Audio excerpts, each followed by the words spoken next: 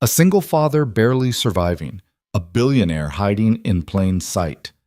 One rain-soaked morning in a Seattle cafe where a stranger's cry for help forces a broken man to choose. Look away like everyone else or risk everything he's carefully built to protect himself and his daughter. What Ryan Carter doesn't know is that the terrified woman he's about to defend will shatter every wall he's spent years building and force him to answer the one question he's been running from. Can you let someone in when you've already lost everything once? Stay with me until the end, hit that like button, and comment your city so I can see how far this story travels. The rain came down in sheets that Tuesday morning, the kind of Seattle downpour that turned the streets into rivers and made everyone hunch their shoulders against the cold. Ryan Carter stood outside the cafe, his jacket already soaked through, watching the water run off the awning in a steady stream. He should have been inside already. Should have grabbed his coffee 10 minutes ago. Should have been halfway to the construction site by now. But his hand wouldn't reach for the door. Through the rain-streaked window, he could see the usual crowd. The morning regulars with their laptops and their lattes, the business types checking their phones, the retired couple in the corner who'd been coming here longer than he had. Normal people living normal lives. People who probably slept through the night without jerking awake in a cold sweat, reaching for someone who wasn't there anymore. 3 years. 3 years since Sarah died, and he still couldn't walk into a coffee shop without remembering how she used to order. Vanilla latte, extra hot, with that specific smile she'd give the barista, like she was letting them in on a secret. Ryan's phone buzzed, a text from Mrs. Chen, his neighbor who watched Lily before school. She ate her breakfast, asking about the rain boots again. He typed back a quick thanks, pocketed the phone, and finally pushed through the door. The warmth hit him immediately. Coffee and cinnamon and the low hum of conversation. Marcus, the owner, looked up from the espresso machine and gave him a nod. They had an understanding, him and Marcus. No chit-chat. No, how are you doing? Just coffee, black, and a blueberry muffin if they had any left. Usual? Marcus called out. Yeah. Ryan moved to his spot at the counter near the window, the same stool he'd claimed 2 years ago when he'd first started coming here. Routine was everything now. Wake up at 5:30, get Lily ready for school, drop her at Mrs. Chen's, coffee at Murphy's, work site by 7, pick up Lily at 3, dinner, homework, bedtime. Repeat. It was the only way to keep the pieces from falling apart. The cafe door opened behind him, bringing in another gust of wind and rain. Ryan didn't turn around. Didn't need to. The morning parade was always the same, except it wasn't. The sound cut through the ambient noise like a knife, a woman's voice, sharp with fear. I said no, please, just leave me alone. Ryan's shoulders tensed. He stared down at the counter, at the grain in the wood he'd memorized over countless mornings. Not your problem. Not your business. Come on, don't be like that. A man's voice now, aggressive edge underneath the friendly words. I'm just trying to talk to you. I don't want to talk. I want you to leave. The woman's voice was closer now, moving toward the front of the cafe. Ryan could see her reflection in the window. Mid-30s maybe, dark coat, hair pulled back. She was backing away from someone, hands up in a placating gesture that made his stomach turn. Everyone else in the cafe had gone quiet. That careful kind of quiet where people pretend they're not paying attention while they're absolutely paying attention. Heads down, eyes on screens. The collective decision to not get involved. Ryan had made that decision 1,000 times. In grocery stores, on buses, walking past arguments on the street. It was safer that way. Smarter. He had Lily to think about. Couldn't risk getting hurt, getting in trouble, making waves. The man stepped into Ryan's peripheral vision. Tall, expensive suit, the kind of cologne you could smell from 6 feet away. He had his hand on the woman's arm. Not grabbing, not yet, but close enough. Just give me 5 minutes, the man was saying. That's all I'm asking. Get your hand off me. The woman tried to pull away. The man's grip tightened, and Ryan was moving. He didn't think about it, didn't run the calculation of risk versus reward, didn't consider what Sarah would have wanted or what Lily needed or any of the 1,000 reasons to just sit down and mind his own business. His body just moved. Hey, his voice came out rough, harder than he'd intended. She asked you to leave her alone. The man turned and Ryan got his first good look at him. Early 40s, professionally groomed, the kind of face that was used to getting its way. His eyes narrowed as he sized Ryan up, took in the worn work jacket, the construction boots, the 2-day stubble. This doesn't concern you, friend. I'm not your friend. Ryan positioned himself between them, his back to the woman. And yeah, it does. Let go of her arm. For a second, the man looked like he might push it. Ryan could see the calculation happening behind his eyes. Was this worth it? But then the woman wrenched her arm free and stepped back, and something in the man's posture shifted. You're making a mistake, he said, but he was already moving toward the door. You don't know who you're dealing with. The woman's voice came from behind Ryan, cold and steady. Neither do you, Daniel, and my lawyer's going to make sure you remember that. The man, Daniel, stopped at the door, looked back at the woman with something ugly in his expression. This isn't over. Yes, she said quietly. It is. Daniel left, the door slamming behind him hard enough to rattle the frame.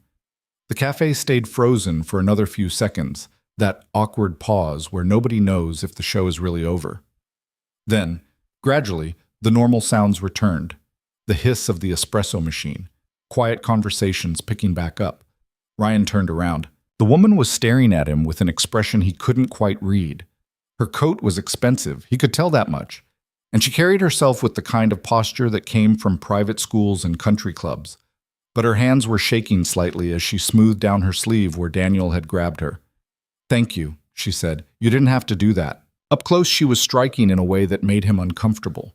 Dark eyes that looked too directly at you. Sharp features softened by something genuine in her expression. The kind of beautiful that belonged in magazines, not in Murphy's coffee at 7 in the morning. You okay? He asked. She nodded, but her hands gave her away. Still trembling, still working through the adrenaline. She stopped, seemed to reconsider whatever she was about to say. He's my ex. Can't seem to accept that we're done. Want me to call someone? The police? No, it's... She took a breath, steadied herself. It's handled, or it will be. My legal team's been dealing with him for months. Legal team. Right. Ryan glanced down at her shoes. Designer, probably cost more than his rent. Of course she had a legal team. Well, he said, already turning back to the counter. Glad you're all right. Wait. He stopped, looked back. She was digging in her purse, pulling out a wallet. At least let me buy your coffee. It's the least I can do. Don't worry about it. Please, I insist. There was something in her voice, not pity exactly, but close enough to make his jaw tighten. He didn't need charity from some rich woman whose ex wore suits that cost more than Ryan's truck. I said don't worry about it. He moved back to his stool, grabbed the coffee Marcus had left there. The woman stood for another moment, looking like she wanted to say something else, then seemed to think better of it. She ordered her own drink and took a table near the back, pulling out her phone. Ryan sipped his coffee and stared out the window at the rain. His hands were steadier than they had any right to be. That scared him more than the confrontation had. How easy it had been to slip into that mode, how natural it had felt to step between them. Sarah used to worry about that part of him. The part that couldn't walk past injustice without doing something about it. She'd called it his hero complex, usually with a smile, sometimes with concern when he came home with bruised knuckles from breaking up a fight outside a bar. You've got Lily now, she'd said once, near the end when the cancer had made her brutally honest about everything. You can't be reckless anymore. Promise me. He'd promised. Had spent 3 years keeping that promise, and today he'd broken it for a stranger. Ryan. He looked up. Marcus was watching him with an expression that was almost paternal. You good, man? Yeah, fine. Marcus didn't look convinced, but he didn't push it. Just refilled Ryan's coffee without being asked and went back to his machine. Ryan checked his phone. 6:45. He needed to leave in 5 minutes if he was going to make it to the site on time. Tommy, his crew boss, was already pissed at him for taking off early last week when Lily's school called about a fever. Couldn't afford to give him another reason. He drained his coffee, left a 5 on the counter, and headed for the door without looking back at the woman in the corner. The rain had slowed to a drizzle. Ryan walked to his truck, a '98 Ford that burned oil and made concerning noises but got him where he needed to go, and sat in the driver's seat for a moment before turning the key. His phone buzzed again. Mrs. Chen, Lily says to tell you she loves you and be safe at work. Something in his chest loosened. Just a fraction, but enough. He texted back a heart emoji, the only one he ever used, and started the truck. Yeah. The next morning, Ryan almost didn't go to Murphy's. He'd laid awake most of the night thinking about the woman, about Daniel, about how easily things could have gone wrong. What if the guy had swung at him? What if he'd had a weapon? What if Ryan had ended up in the hospital, or worse, and Lily had ended up in the system because he couldn't control his impulse to play hero? But routine was routine. And coffee was coffee. So at 6:30, he found himself pushing through the same door, heading for the same stool. She was already there. Same table in the back, same expensive coat, same dark hair pulled into a neat ponytail. She looked up when he walked in, and her face did something complicated. Recognition, uncertainty, something that might have been relief. Ryan ignored her. Ordered his coffee, took his seat. He made it almost 10 minutes before she appeared next to him. Hi. He glanced over. Up close, in better light, he could see the circles under her eyes. She hadn't slept much either. Hi, he said back. I never thanked you properly. Yesterday. You thanked me fine. I tried to buy you coffee and you shut me down. Ryan shrugged. Didn't need it. She was quiet for a moment, studying him in a way that made him want to leave, like she was trying to figure out a puzzle. What's your name? She asked. Ryan. I'm Elena. She held out her hand. Ryan looked at it for a second too long before shaking it. Her grip was firm, professional, the kind of handshake that came from a lot of boardrooms. Nice to meet you, Elena. You come here every morning? Most days? Me too. Well, I do now. Just started coming here last week. Ryan nodded, hoping the conversation was over. It wasn't. Look, Elena said, I know you don't know me, and I know yesterday was weird, but I really would like to buy you coffee sometime. Not because I feel obligated, but because I think you're probably the only person in that entire cafe who would have done what you did. I'm sure that's not true. It is, though. Her voice went quieter. Everyone else looked away. You didn't. Ryan didn't know what to say to that. The truth was, he'd been surprised too. Surprised at himself. It's just coffee, Elena continued. No strings. Just one human being saying thank you to another human being. Is that okay? He should have said no. Should have kept the walls up, kept the distance. But there was something in her eyes, a kind of loneliness he recognized because he saw it in the mirror every morning. Okay, he heard himself say, but I pay for my own. Elena smiled. It changed her whole face, softened all those sharp edges into something warmer. Deal. She went back to her table. Ryan went back to his coffee. And when he left 15 minutes later, he caught her watching him with an expression he couldn't quite name. Call. It became a thing. Not intentionally, not planned. But every morning, there she was. And every morning, after he got his coffee, she'd come over and they'd talk. Just small stuff at first, the weather, the coffee, Marcus's terrible jokes. Safe territory. But by the end of the first week, it had shifted. So what do you do? Elena asked on Friday morning, wrapping her hands around her mug like she was trying to warm them. For work, I mean. Construction, mostly commercial buildings, some residential. You like it? Ryan considered that. It's honest work, pays the bills. That's not the same as liking it. No, he admitted. I guess it's not. She tilted her head, waiting for more. Ryan surprised himself by giving it. I used to want to be an architect. Had a scholarship to University of Washington, whole plan laid out. But life happened. What kind of life? The kind where your dad gets sick and you drop out to take care of him. The kind where by the time he passes, you've got bills and no degree and a resume full of construction jobs. Elena was quiet, her eyes on him with that same intense focus. That must have been hard. It was what it was. Ryan shrugged, uncomfortable with the sympathy in her voice. What about you? What do you do? Something flickered across her face. So quick, he almost missed it. I work in business, corporate stuff. Pretty boring, honestly. Boring corporate stuff that requires a legal team? She laughed, but it sounded forced. Yeah, well, turns out when you try to break up with the wrong person, things get complicated. He's still bothering you? No, my lawyers made it very clear what would happen if he tried. Ryan nodded, sipped his coffee. The conversation lapsed into comfortable silence, and he realized with some surprise that he didn't mind it, didn't feel the need to fill the quiet with meaningless words. Do you have family here? Elena asked after a while. In Seattle? And there it was. The question he'd been dodging all week. A daughter, he said quietly. Lily, she's 8. Elena's expression shifted into something softer. That's a beautiful name. My wife picked it. Past tense. Let her hear it in his voice. I'm sorry. 3 years ago. Cancer. Ryan, It's fine. He cut her off, not unkindly. It was a long time ago. But it wasn't fine, and it wasn't a long time ago. Some mornings he still woke up, expecting to see Sarah next to him. Some nights Lily still cried for her mom. Time didn't heal that kind of wound. It just taught you to live around it. Elena didn't push, just sat with him in that silence again, and somehow that was better than any condolence she could have offered. She's lucky, Elena said finally. Lily, to have you.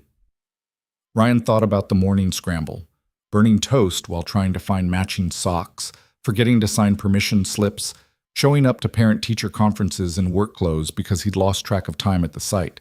Lucky seemed like a stretch. I'm trying, he said. That's what matters. The second week, Elena brought him a muffin. Ryan stared at it like it might be dangerous. What's this? A muffin. They're really good here. Blueberry's your favorite, right? How did you order it every day? Or you try to, and then Marcus tells you they're out, and you look like you've been personally betrayed by the universe. Despite himself, Ryan smiled. I don't look that pathetic. You absolutely do. Elena pushed the muffin toward him. Take it. I already ate mine. He wanted to refuse, wanted to maintain that distance, that boundary. But the muffin did look good, and he'd skipped breakfast because Lily had taken forever to decide what to wear. Thanks, he said, peeling back the wrapper. They ate in companionable silence for a few minutes. Then Elena said, Tell me about Lily. What do you want to know? Anything, everything.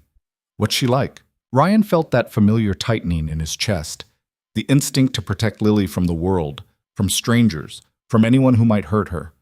But when he looked at Elena, he didn't see a threat, just genuine curiosity. She's smart, he said. Scary smart, actually. Reads at a 6th grade level. Obsessed with space right now. Wants to be an astronaut, or a veterinarian, or a chef. Changes every week. Elena laughed. She sounds amazing. She is. She's... Ryan paused, trying to find the right words. She's everything good I've ever done. Everything that matters. She gets that from you, you know, the good stuff. You don't know me well enough to say that. Maybe not, but I've watched you for 2 weeks now, the way you hold doors for people, the way you always leave extra tip for Marcus, the way you helped that kid pick up his books when he dropped them yesterday. Ryan shifted uncomfortably. You're paying too much attention. Maybe. Or maybe you're just a good person who doesn't realize it. He didn't know what to do with that, so he changed the subject. What about you? Any kids? Elena's expression closed off slightly. No kids. Was never the right time, never the right person. She paused. Daniel wanted them. Or he said he did, but I think he just wanted the idea of them, the perfect family for the Christmas card. You dodged a bullet there. Yeah. She traced the rim of her mug with one finger. Took me too long to see it, though. 2 years of my life I'm not getting back. At least you got out. At least. Elena looked up at him, something vulnerable in her expression. Can I ask you something? Sure. Do you ever get lonely, doing it all alone? The question hit harder than it should have. Ryan took a long sip of coffee before answering. Every day, he said quietly. Every single day. Yeah, Elena whispered. Me too. And there it was. The real thing they'd been dancing around for 2 weeks. 2 lonely people finding each other in the space between coffee orders and morning rain. It should have scared him, should have sent him running. Instead, he stayed. Week 3, Elena asked about his day. Not in the polite, distant way strangers do, but like she actually wanted to know. Like the details mattered. So Ryan told her. About Tommy riding his ass over nothing. About the foundation that wouldn't set right because some idiot had mixed the concrete wrong. About the client who kept changing her mind about window placements. Elena listened, asked questions. Made him laugh when she suggested he tell the client that windows were structurally optional. And then, when it felt natural, he asked about her day. She told him about meetings, difficult negotiations, a project that was falling behind schedule. She kept it vague, no specific companies, no names, but Ryan got the sense she was under a lot of pressure, the kind that came from the top of the ladder, not the bottom. "Sounds stressful," he said. "It is, but it's what I signed up for." "You like it?" Elena thought about that. "Sometimes. When I can actually make a difference, change something for the better. Other times it feels like I'm just going through the motions, checking boxes, being who everyone expects me to be." Ryan understood that more than she probably knew. "Must be hard, being in charge of everything." She gave him a sharp look. "What makes you think I'm in charge?" "The way you talk, the way you carry yourself. You're not someone who takes orders." Elena smiled, but it looked sad. "No, I guess I'm not." They sat with that for a while. The cafe filled up around them, the morning rush, people grabbing drinks on their way to offices and meetings, but Ryan barely noticed. He was caught in Elena's orbit, in this strange pocket of honesty they'd somehow created. "Do you ever think about what your life would look like if you could start over?" Elena asked suddenly. "Just wipe the slate clean and begin again?" "I used to. Right after Sarah died, I thought about it constantly, moving somewhere new, different job, different everything." "What stopped you?" "Lily. She'd already lost her mom, couldn't take away her home, her school, her friends. Had to give her something stable." Elena nodded slowly. "You're a good father, Ryan." "I'm a tired father. There's a difference." "No," she said firmly. "There's not. Being there, even when you're exhausted, even when it's hard, that's what makes you good." Ryan looked at her, really looked at her, and saw something in her eyes that made his breath catch. Understanding, recognition, like she saw past all his defenses straight to the truth underneath. It terrified him. "I should get going," he said, standing up too quickly. Coffee sloshed over the rim of his mug. "Ryan, work. Can't be late again." Elena stood too. "Did I say something wrong?" No, it's just..." He couldn't explain it. Couldn't tell her that she was getting too close, seeing too much, that he wasn't ready for this, whatever this was becoming. "See you tomorrow?" she asked quietly. He should have said no, should have broken the routine, stopped coming to Murphy's, gone back to his safe, lonely existence. "Yeah," he said instead. "Tomorrow." But the next day, Lily got sick. Nothing serious, just a fever and a cough, but enough that Mrs. Chen couldn't watch her, which meant Ryan had to call in sick to work, which meant Tommy chewing him out over the phone, which meant another mark against him that he couldn't afford. He spent the day on the couch with Lily curled against him, watching nature documentaries and feeding her soup. She fell asleep around noon, her small body heavy against his side, and Ryan found himself thinking about the cafe, about Elena sitting there, waiting, wondering where he was. He pulled out his phone, typed out a message, then deleted it. They didn't have each other's numbers, didn't have any contact outside those morning meetings. It had been safer that way. Easier. Now it just felt stupid. Lily stirred, coughed, settled back against him. Her forehead was warm but not burning. He brushed her hair back the way Sarah used to and felt that familiar ache in his chest. "Daddy?" Lily's voice was rough from sleep. "Yeah, sweetie?" "Are you sad?" The question caught him off guard. "What? No, I'm not sad. Why would you think that?" "You have your sad face on." Ryan tried to smile. "I'm just worried about you. Want to make sure you feel better." "I'm okay." She snuggled closer. "Mrs. Chen says you worry too much." "Mrs. Chen talks too much." Lily giggled, which turned into another cough. Ryan rubbed her back until it subsided. "Daddy?" "Yeah?" "Do you miss Mommy?" The ache became a sharp pain. "Every day, baby. Every single day." "Me too." Lily was quiet for a moment. "But I don't remember her as much anymore. Is that bad?" Ryan pulled her closer, fighting the burn in his throat. "No, sweetheart. That's not bad. That's just life." "Do you think Mommy's mad at me for forgetting?" "No." His voice came out rough. "No, baby. Mommy would never be mad at you. She loved you more than anything in the world. More than you? Just as much as me. We both love you to the moon and back. Lily seemed satisfied with that. She closed her eyes again, her breathing evening out into sleep. Ryan sat there holding her, watching the rain streak down the windows, and thought about Elena. Thought about how easy it had been to talk to her, how she'd made him laugh for the first time in months, how she'd looked at him like he was worth seeing. And then he thought about Sarah, about the promises he'd made, about the life they'd planned that would never happen. He was so tired of being alone, so tired of carrying everything by himself. But letting someone in meant risking it all over again. The loss, the pain, the absolute devastation of watching someone you love slip away. Was he strong enough to risk that? For himself? For Lily? He didn't know. 2 days later, Ryan walked back into Murphy's. Elena was there. Same table, same seat, but something was different. She looked up when he came in, and the relief on her face was so obvious it made his stomach flip. He got his coffee, walked over to her table, sat down without asking. "Hi," he said. "Hi." Elena's hands were wrapped tight around her mug. "I was starting to think you weren't coming back."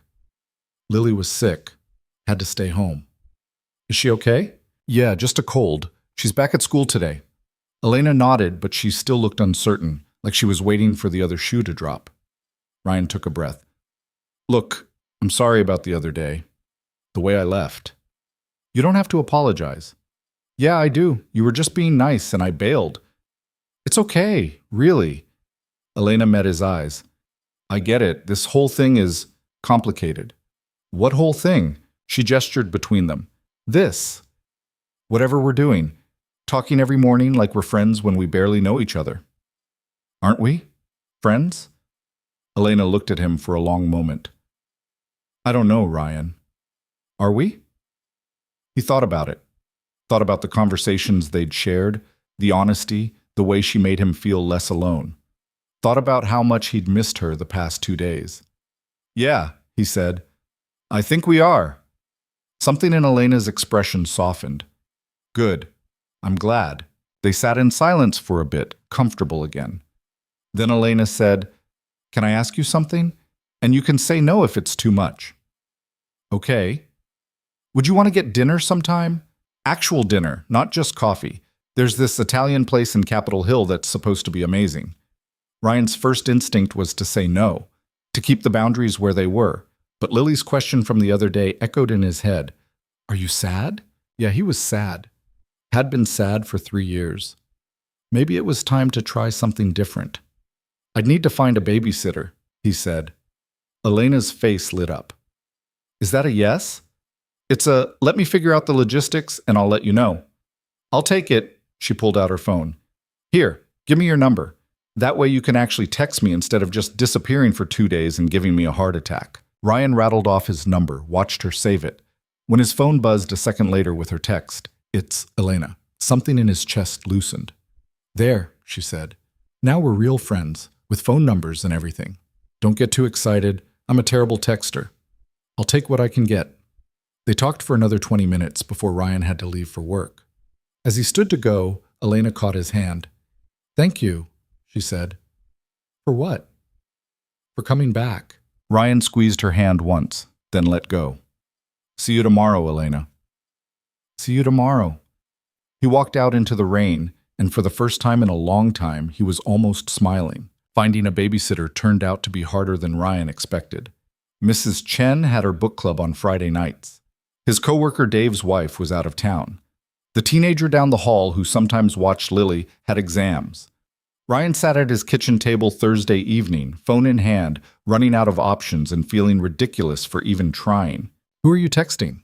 Lily asked from the living room, where she was supposed to be doing homework but was actually building an elaborate fort out of couch cushions. "Nobody, just work stuff." "You're making your confused face." "I don't have a confused face." Lily appeared in the doorway, hands on her hips in a pose that was pure Sarah. "Yes, you do. Your eyebrows get all scrunchy." Ryan rubbed his forehead. "Homework, Lily." "Already done. Can I watch TV?" "What about math? I saw that worksheet in your folder." "That's for tomorrow." "Do it anyway." Lily groaned dramatically but disappeared back into the living room. Ryan heard the rustle of papers, then silence. He looked down at his phone, at Elena's last message from that afternoon. Any luck with the babysitter situation? He'd been staring at it for 20 minutes, trying to decide how to respond. The truth was, he could probably ask Mrs. Chen to skip her book club. She'd do it if he asked. But that felt wrong somehow, imposing on her kindness when she already did so much. His phone buzzed with a new message. If it's too complicated, we can just do coffee again. No pressure. Ryan typed back quickly. No, I want to. Just figuring it out. 3 dots appeared, disappeared, appeared again. What if I came to you? He stared at the message. What do you mean? I could bring dinner. We could eat at your place. That way you don't need a sitter. Ryan's first reaction was panic. His apartment wasn't a disaster, but it wasn't exactly company ready either.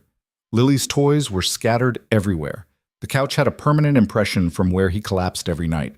The whole place screamed single dad barely holding it together. You don't want to do that, he typed. Why not? Because my apartment is chaos and Lily will ask you a million questions and you'll regret it within 5 minutes. The dots appeared again. I like chaos, and I like questions. How's tomorrow night? Ryan looked around his apartment with fresh eyes. The stack of mail on the counter he'd been meaning to sort through. The dishes in the sink from breakfast. Lily's art projects covering the fridge like wallpaper. Daddy? Lily called from the living room.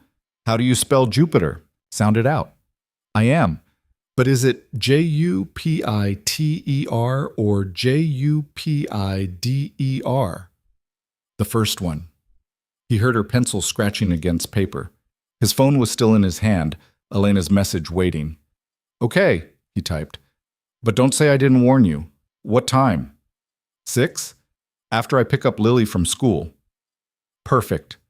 I'll bring everything. You just provide the chaos. Ryan smiled despite himself. That I can do. He spent the rest of the evening cleaning. Not obsessively, just enough to make the place presentable. Lily watched him with growing suspicion as he actually used the vacuum for once. Why are you cleaning? She asked. Because the apartment's a mess. It's always a mess. You never care. Well, I care now. Lily followed him into the kitchen, where he was attacking the dishes with unusual vigor. Is someone coming over? A friend, for dinner. Her eyes went wide. A friend? What friend? Just someone I know from the coffee shop. Is it a girl? Ryan nearly dropped the plate he was washing. What? Why would you ask that? Because you're being weird, and you only get weird about girl stuff. I don't get weird about girl stuff. Yes, you do. Remember when Mrs. Patterson from school asked if you wanted to get coffee and you said you had to wash your hair? I said I had to wash my truck. Same thing. You were being weird. Lily hopped up onto the counter, legs swinging. So is she nice? Your friend? Ryan sighed, recognizing defeat. Yeah, she's nice. What's her name? Elena. That's pretty. Is she pretty? Lily. What? I'm just asking. She paused. Does she know about Mom? The question hit him in the chest. Ryan set down the dish, dried his hands on a towel. Yeah, sweetie, she knows. And she still wants to come over? Why wouldn't she? Lily shrugged, suddenly very interested in her shoelaces. I don't know, sometimes people get weird when I tell them about Mom.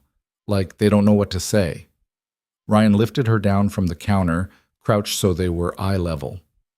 Elena's not like that. And anyway, she's coming over as a friend, just dinner. Nothing weird, okay? Okay? Lily wrapped her arms around his neck in a quick hug.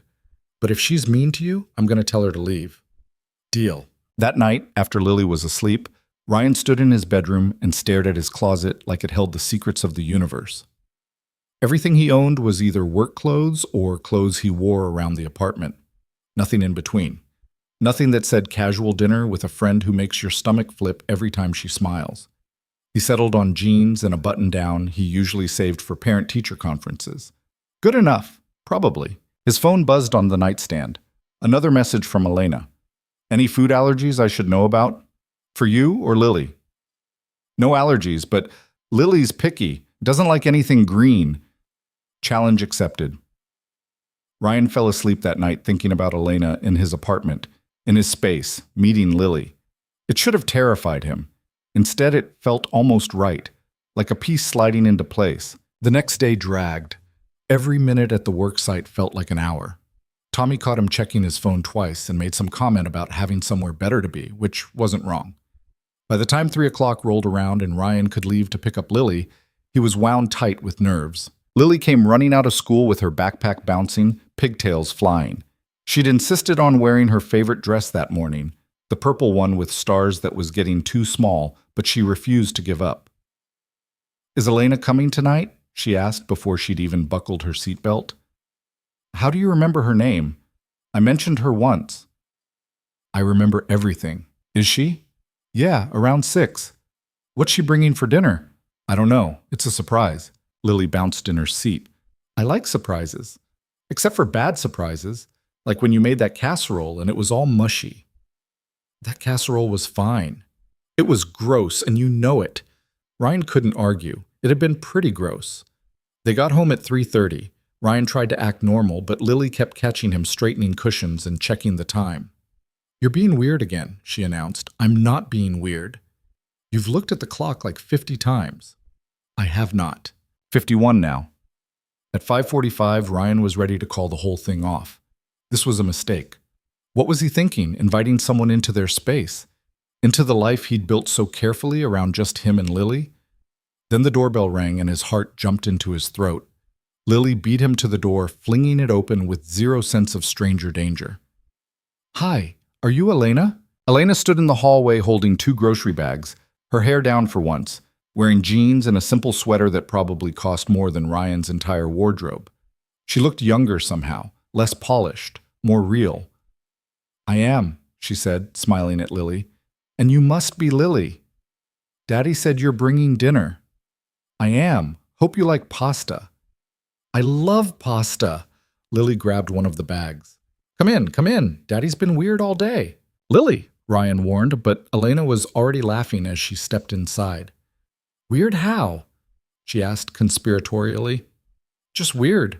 Looking at the clock and cleaning stuff." "Fascinating." Elena caught Ryan's eye over Lily's head, her smile warm and slightly amused. "Hi, Ryan." "Hi." He took the other bag from her. "Sorry about the interrogation."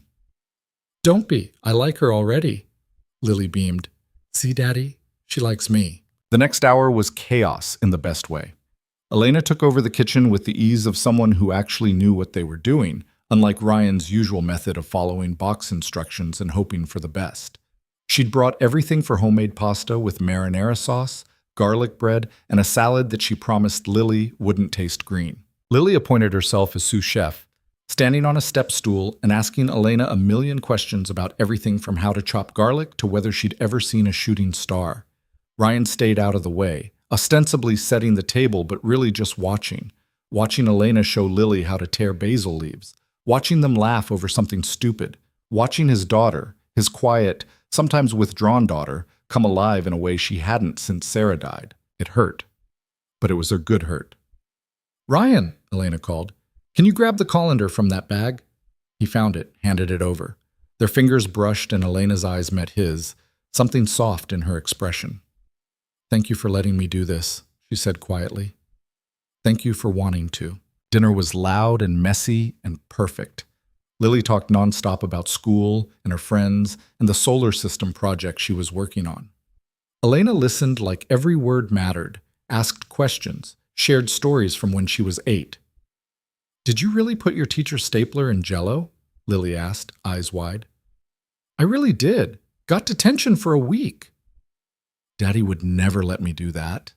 "Daddy's smart," Elena said. "I was a troublemaker." "Were you friends with a lot of people?" Elena's expression shifted slightly. "Not really. I was pretty lonely, actually." "Me too sometimes," Lily said quietly.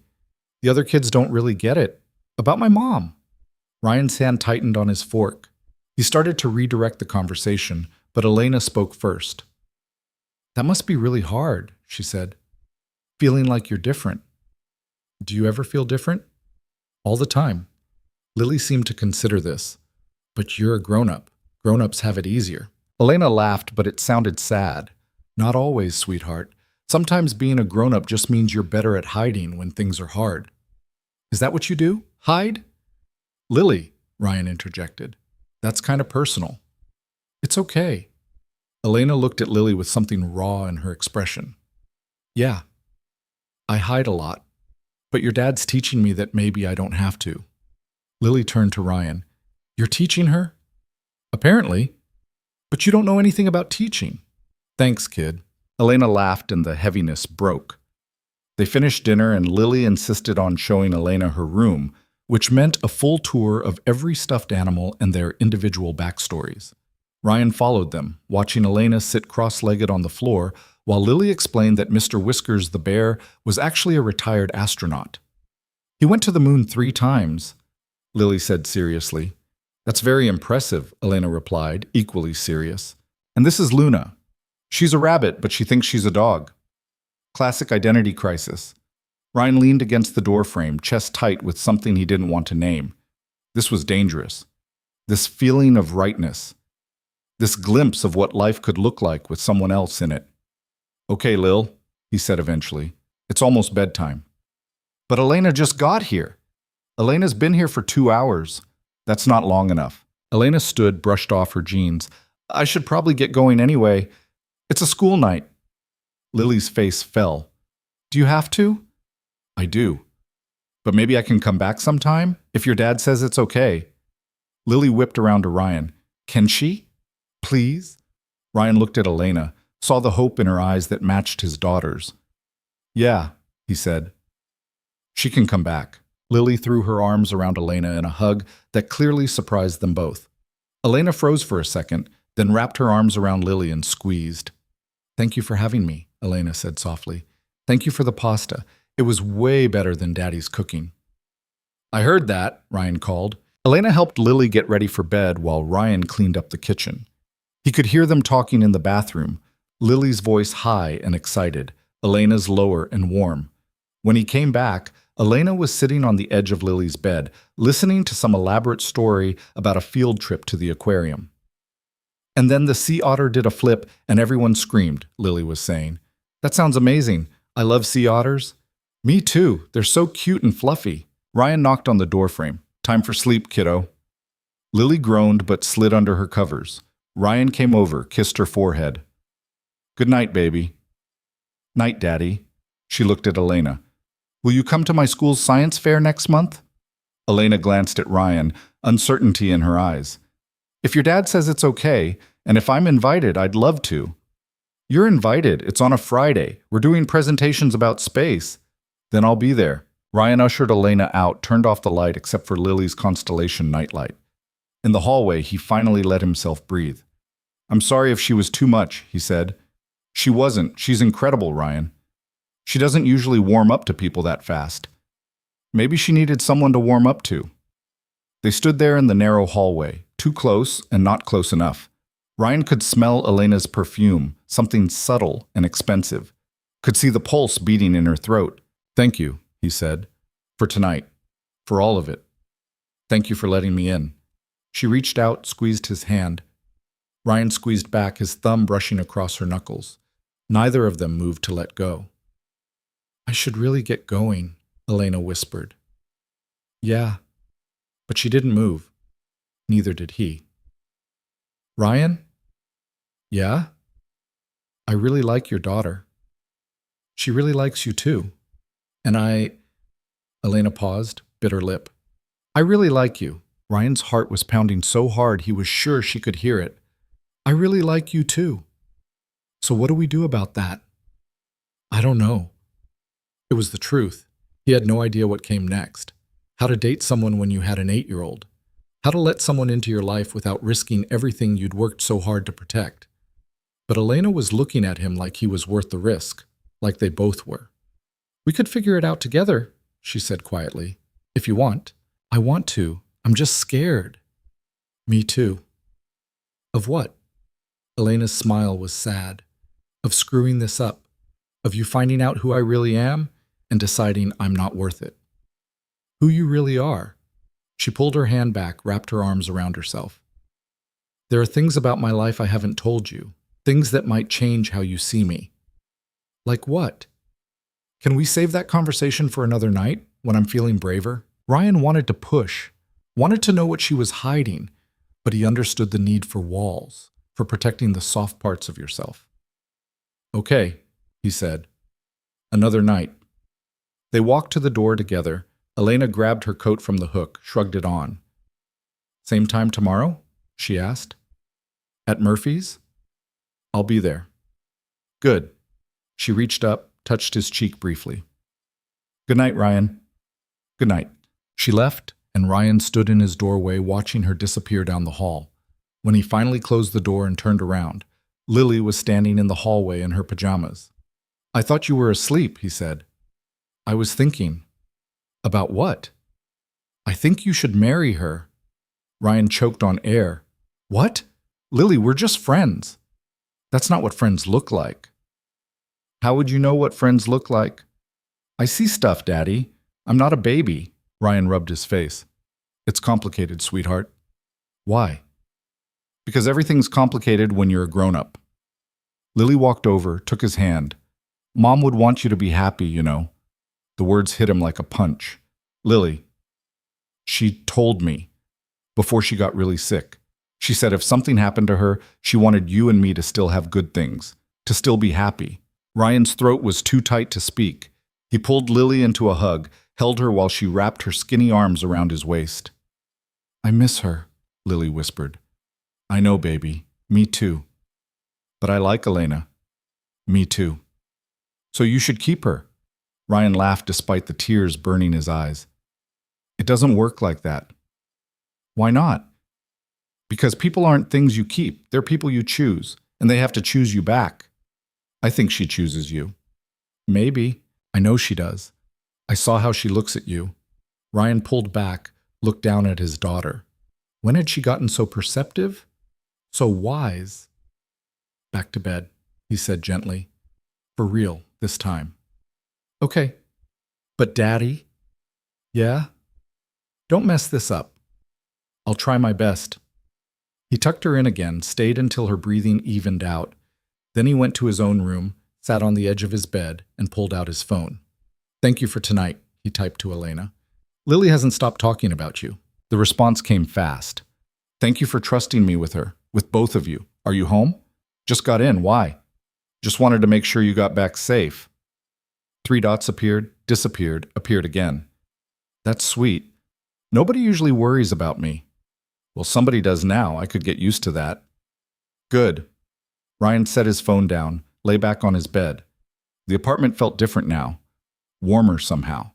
Like Elena had left something behind, not physically, but an imprint, a possibility.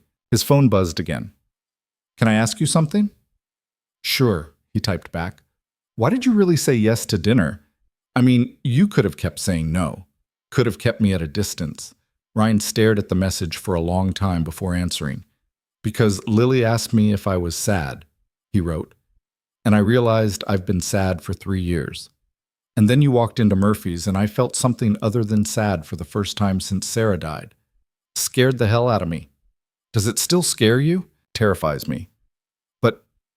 But I'm tired of being scared. Tired of being alone, tired of just going through the motions. The dots appeared and stayed for a long time. When Elena's message finally came through, it was just 4 words. Me too, Ryan. Me too. They texted for another hour, nothing deep, just back and forth about small things. Lily's questions, the pasta recipe, the terrible show Ryan was watching. Normal stuff, easy stuff. It felt like breathing. Over the next 2 weeks, it became routine. Elena at Murphy's every morning, sometimes joining Ryan at the counter, sometimes sitting at her table while he grabbed coffee to go. Dinners twice a week at Ryan's apartment, always with Lily present. Movies on the couch with his daughter between them, a careful distance maintained. They were building something. Slowly, carefully. But Ryan could feel the foundation taking shape. Then came the science fair. Ryan had almost forgotten about it, had assumed Lily's invitation to Elena was just kid talk, not a real expectation. But when Friday rolled around and they were walking to the school gym, Lily kept scanning the crowd. Is she coming? She asked for the 10th time. I don't know, sweetie. She's probably busy with work. But she said she'd come. Sometimes things come up. Lily's face fell. and Ryan felt a spike of anger at Elena for making promises she might not keep. He should have warned her, should have explained that Lily took everything seriously, that disappointment hit her harder than other kids. They found Lily's display, a poster board covered in facts about Mars, complete with a papier-mâché model she'd spent weeks perfecting. Other families crowded around other projects, cameras out, everyone trying to look interested. Ryan hated these things. Hated the forced small talk with other parents, the feeling of being the only single dad in a sea of couples. But he smiled and took pictures and told Lily her project was the best one there. "Mr. Carter?" He turned. Elena was walking toward them through the crowd, and she looked different. Not dressed down like at the apartment. This was business Elena, sharp blazer, heels, hair pulled back. She looked powerful, intimidating. She looked like she belonged in a different world than this elementary school gym. "You came," Lily squealed, throwing her arms around Elena's waist. "Of course I came. I promised, didn't I?" Elena hugged her back, then looked up at Ryan. "Sorry I'm late. Meeting ran over." "You didn't have to come," Ryan said, aware of how stiff he sounded. Something flickered in Elena's eyes. "I wanted to. I want to see Lily's project." Lily grabbed her hand, dragged her over to the Mars display. Elena listened intently as Lily explained everything, asked smart questions, seemed genuinely fascinated by the papier-mâché moons. Ryan watched them, that same uncomfortable feeling growing in his chest. Elena fit here and didn't fit here. She was present, but also separate, like she was playing a role. "That's Elena?" a voice said beside him. Ryan turned. Karen Martinez, another parent he vaguely knew. Her son was in Lily's class. "Yeah," he said. Karen's eyebrows had climbed into her hairline. "Do you know who she is?" "What do you mean?" "I mean, that's Elena Vaughn, as in Vaughn Industries, as in one of the richest women in Seattle." Ryan's stomach dropped. "What? Oh my God, you didn't know." Karen looked delighted by this drama. "She's like billionaire level. Owns half the tech companies in the city. She was on the cover of Forbes last month." The gym tilted sideways. Ryan stared at Elena, at this woman he'd been having coffee with every morning, who'd cooked pasta in his kitchen, who'd sat on his worn-out couch and watched cartoons with his daughter. Billionaire. Elena was a billionaire, and she'd never told him. "Ryan?" Karen was still talking. "Are you guys, like, together or something? Because if you landed Elena Vaughn, you're basically living every guy's fantasy." "We're just friends," he said automatically. "Right." Karen's tone said she didn't believe him for a second. "Well, good luck with that. She's way out of your league, but hey, dream big." She walked away, leaving Ryan standing there with his world cracking apart. All those conversations, all those mornings. Elena had sat across from him, listening to him talk about his struggles, his bills, his life barely holding together. And the whole time she'd been what, slumming it? Getting her kicks watching the poor single dad struggle? He looked at her again. She was laughing at something Lily said, her hand on his daughter's shoulder. She looked so normal, so real, but it was all a lie. "Daddy," Lily called. "Elena wants to see the other projects. Can we walk around?" "Actually," Ryan said, his voice coming out harder than he intended, "I need to talk to Elena for a second.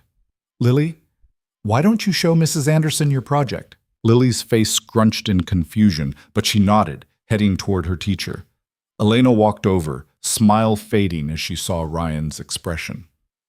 "What's wrong?" she asked. "How long were you planning to keep lying to me?" "What?" "Vaughn Industries. Forbes covers. Billionaire CEO." Each word came out like a weapon.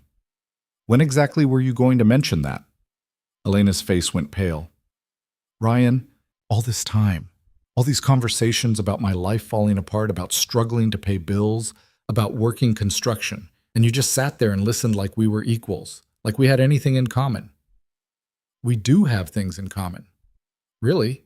Because I'm pretty sure billionaires don't understand what it's like to choose between fixing your truck and buying groceries. That's not fair." "What's not fair is you lying to me for weeks, making me think you were just some normal woman when you're—" He gestured at her outfit, at everything she represented. "This." People were starting to stare. Elena noticed, grabbed his arm. "Can we please talk about this somewhere private?" Ryan shook her off. I don't think we have anything to talk about. Ryan, please, just let me explain. Explain what? How you thought it would be fun to see how the other half lives? How you got to play normal for a few weeks before going back to your mansion? It wasn't like that. Then what was it like, Elena? Because from where I'm standing, it looks like you used me. Used Lily. For what? Entertainment? Elena's eyes were bright with tears now. I never used you. I care about you, about both of you. You don't even know us. Not really. You know the version of us that exists in your little experiment, but that's not real life. Real life is messy and hard, and we don't get to check out when things get uncomfortable because we have actual responsibilities. I have responsibilities. Running your empire? Yeah, I'm sure that's real tough. You're being cruel. I'm being honest. Maybe for the first time since we met. Ryan stepped back, putting distance between them. I think you should go. Ryan, please, just go. Elena stood there for another moment, tears streaming down her face now. Then she turned and walked away, her heels clicking on the gymnasium floor. Everyone was definitely staring now, whispers rippling through the crowd. Ryan didn't care. He was shaking with anger and hurt, and something else he didn't want to name. Daddy? Lily was standing next to him, her face crumpled with confusion. Why did Elena leave? Why were you yelling at her? We just had a disagreement, sweetie. But she was crying. You made her cry. It's complicated. Is she coming back? Ryan looked at his daughter, at the hope and fear warring in her expression. He'd done this. He'd let Elena in, let Lily get attached, and now he was going to have to explain why she wasn't coming back. I don't think so, baby. But why? What happened? She lied to us about who she is. So, people make mistakes. This wasn't a mistake. This was... Ryan didn't know how to explain it, how to put into words the betrayal he felt. She's not who we thought she was. But I liked who we thought she was. I know, I did too. Lily's face did something terrible then, crumpled completely, tears spilling over. I don't understand. Everything was good. Everything was finally good again. Ryan pulled her into a hug, felt her shake with sobs against his chest. Around them, the science fair continued, but he couldn't focus on any of it. Could only hold his daughter while she cried for something he'd let her believe in. Something he'd believed in, too. They left early. Lily didn't want to see the other projects anymore, didn't want to talk to anyone. Ryan drove home in silence, his mind spinning. He'd overreacted. He knew that even as the words were coming out of his mouth, but the hurt had been so sharp, so immediate, that he'd lashed out without thinking.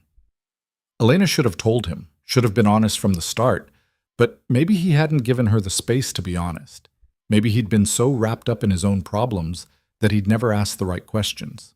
His phone was buzzing in his pocket, text after text. He waited until they got home, until Lily was in her room, before checking. All from Elena. I'm sorry. I should have told you sooner. I was scared you'd look at me differently. I was scared of exactly what happened tonight. You were right. I should have been honest. But I need you to know everything between us was real. My feelings are real. Please call me. Please let me explain. Ryan stared at the messages. Part of him wanted to call her. Wanted to hear her voice, hear her explanation. But the other part, the part that had been burned before, that had lost everything once already, told him to walk away, to protect himself and Lily from more hurt. He turned off his phone and went to check on his daughter.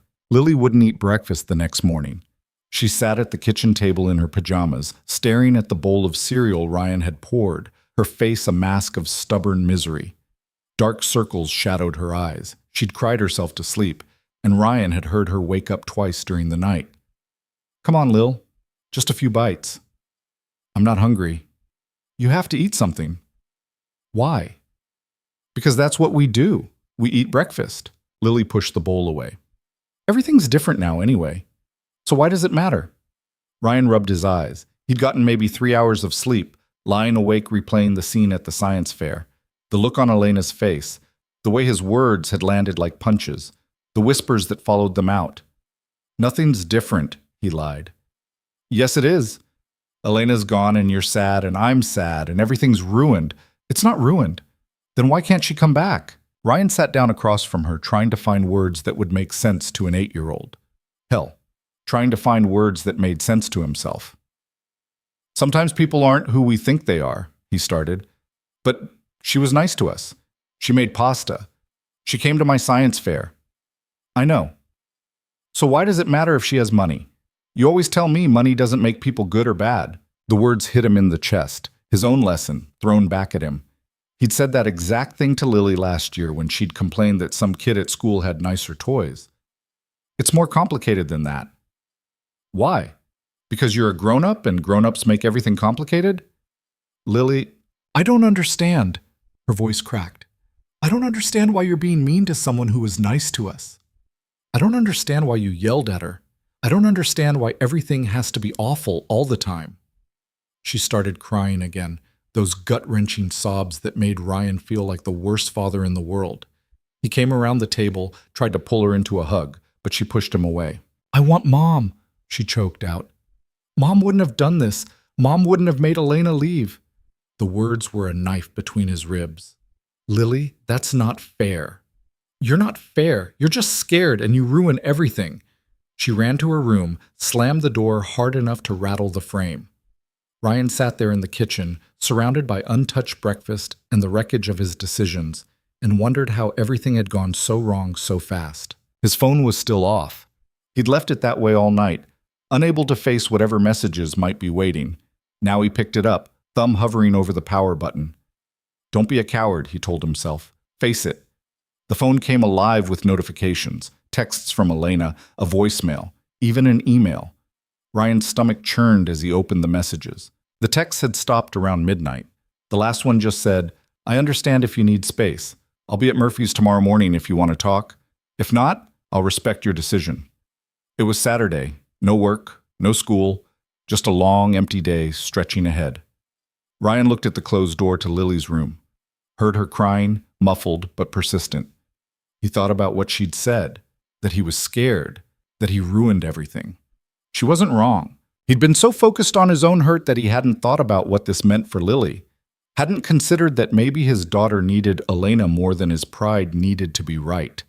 Ryan stood up, walked to Lily's door, knocked softly. Go away. Lily, can we talk? No. Please, baby. I'm sorry. Silence. Then, quietly, you're always sorry after you mess things up. That one hurt even more because it was true. How many times had he snapped at her out of exhaustion, then apologized later?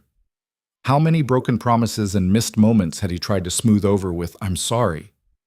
You're right, he said through the door. I do mess things up, and I did mess this up. But I'm trying, okay? I'm trying to figure out how to do this without your mom here to help me, and sometimes I get it wrong. The door opened a crack. Lily's face appeared, eyes red and swollen. Do you still like Elena? She asked. Yeah, I do. Then why did you yell at her? Ryan leaned against the door frame, suddenly exhausted. Because I was scared. Because I thought she was lying to me, and that made me feel stupid and small, and I reacted badly. But she wasn't trying to make you feel small. No, I don't think she was. So you were just being dumb. Despite everything, Ryan almost smiled. Yeah, I was being dumb. Lily studied him with those two old eyes. Are you going to fix it? I don't know if I can. You have to try. That's what you always tell me. If you mess up, you have to try to fix it. More of his own advice, weaponized against him. When had his daughter gotten so good at this? Okay, he said. I'll try. But Lily, I need you to understand something. Even if I fix it with Elena, things might not go back to how they were. Sometimes you can't undo the damage. But you can still try. Yeah, I can still try. She pushed the door open fully, walked into his arms. Ryan held her tight, breathing in the strawberry shampoo smell of her hair. I'm sorry I said you ruin everything, Lily whispered. You don't ruin everything, just some things. Thanks, kid. And I'm sorry I said I wanted Mom instead of you. It's okay. I want her too sometimes. They stood there for a long moment, just holding each other. Then Lily pulled back. So are you going to Murphy's? Ryan checked his watch. 8:15. If Elena was there, she'd have been waiting for 45 minutes already. Yeah, I think I am. You want to come with me? Lily shook her head. This is grown-up stuff. You should go alone, but Daddy, yeah? Don't be dumb again. I'll do my best. Ryan called Mrs. Chen, who agreed to watch Lily despite it being Saturday. He showered, threw on clean clothes, and stood in front of the mirror, trying to figure out what the hell he was going to say. The drive to Murphy's took 10 minutes, but felt like an hour. His hands were shaking on the steering wheel. What if Elena wasn't there? What if she was there but wouldn't talk to him? What if he'd burned the bridge so thoroughly that there was no way back? He parked across the street, sat in his truck staring at the cafe. Through the window, he could see Marcus behind the counter, the usual Saturday crowd, and there, at her table in the back, Elena. She looked small somehow, hunched over her coffee, staring at her phone. Her hair was down, hiding her face. She was wearing jeans and a hoodie, the most casual he'd ever seen her. She looked like she'd been crying. Ryan forced himself out of the truck, across the street, through the door. The bell chimed. Marcus looked up, his expression carefully neutral. A few other customers glanced over, then quickly away. Apparently the drama from last night had made the rounds. Elena's head snapped up at the sound of the bell. Her eyes found his, and for a second neither of them moved. Then Ryan walked to her table and sat down. "Hi," he said. "Hi." Her voice was rough, like she'd been crying a lot. "I wasn't sure you'd come." "I wasn't sure I would either." Elena wrapped her hands tighter around her mug. "I ordered you a coffee, black. It's probably cold by now." Ryan looked at the cup sitting across from her. She'd been waiting for him, hoping he'd show up. The realization made his chest ache. "Thank you," he said. They sat in silence for a moment. The cafe buzzed around them, but it felt like they were in a bubble, separate from everything else. "I'm sorry," Elena said finally. "I should have told you from the beginning, about who I am, what I do. It wasn't fair to keep that from you." "Why didn't you?" She took a shaky breath. "Because for the first time in 10 years, someone was looking at me like I was just a person, not a bank account, not a business opportunity, not a target or a conquest, just me." She met his eyes, and I was selfish enough to want to keep that feeling for as long as I could. Ryan absorbed that. "So you lied." "I didn't lie. I just didn't volunteer information." "That's the same thing, Elena. I know. I know it is." She pressed her palms against her eyes. "But you have to understand, my whole life people have wanted something from me. Money, connections, status. The moment they find out who I am, I stop being Elena and start being Elena Vaughn of Vaughn Industries. And I'm so tired of it, Ryan. I'm so tired of being that person instead of just myself." "So you thought pretending with me was the answer?" "I wasn't pretending. That's what you're not getting. Everything I shared with you was real, more real than anything in my actual life. The version of me you know, that's who I am underneath all the corporate bullshit. That's who I wish I could be all the time." Ryan wanted to stay angry, wanted to hold on to his righteous indignation. But looking at Elena, really looking at her, all he saw was someone as lonely and scared as he was. "I get it," he said quietly. "I do. But you put me in an impossible position. You made me feel like we were equals when we're not even close. And then you met Lily, and you became important to her. And I let that happen because I thought you were someone you're not. I am that person. The money doesn't change who I am inside, doesn't it? Because from where I'm sitting, it changes everything. You live in a completely different world than us. You have resources and options I can't even imagine. How am I supposed to—" He stopped, struggled with the words. "How am I supposed to be with someone when I can't even afford to take her to a decent restaurant?" Elena's eyes went wide. "Is that what you think? That I care about restaurants and money and any of that? How can you not? It's your entire life. It's not my life. It's my job. There's a difference." She leaned forward, intensity blazing in her expression. "Ryan, I have been to every expensive restaurant in this city. I have been to galas and charity events and board meetings in buildings with views that cost more per month than most people make in a year. And you know what? I was miserable. Every single moment I was playing a role being who everyone expected me to be. And then I met you. And you treated me like I was nobody special. You didn't try to impress me or use me or get something from me. You just saw me, the real me. And for the first time in longer than I can remember, I felt like I could breathe. Ryan's anger was crumbling, but fear was rushing in to take its place. I can't give you the life you're used to. I don't want the life I'm used to. That's what I'm trying to tell you. Lily and I live in a 2-bedroom apartment that's falling apart. I drive a truck that's older than my relationship with my late wife. I work construction, and I'm one bad accident away from losing everything. That's my reality, Elena. That's what you'd be signing up for. I know.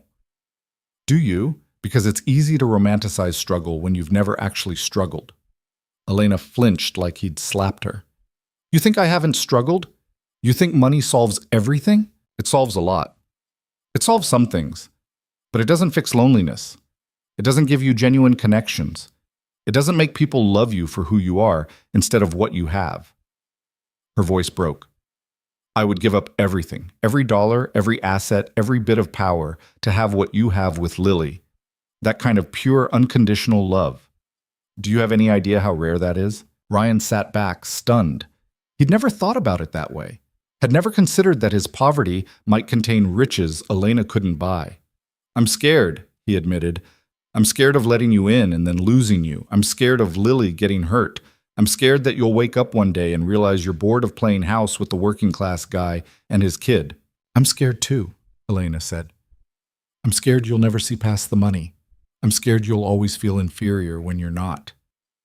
I'm scared I'll screw this up because I don't know how to have a normal relationship. Neither do I. My wife died, Elena.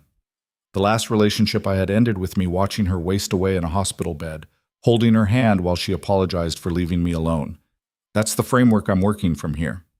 I'm not going to die. You don't know that. Nobody knows that.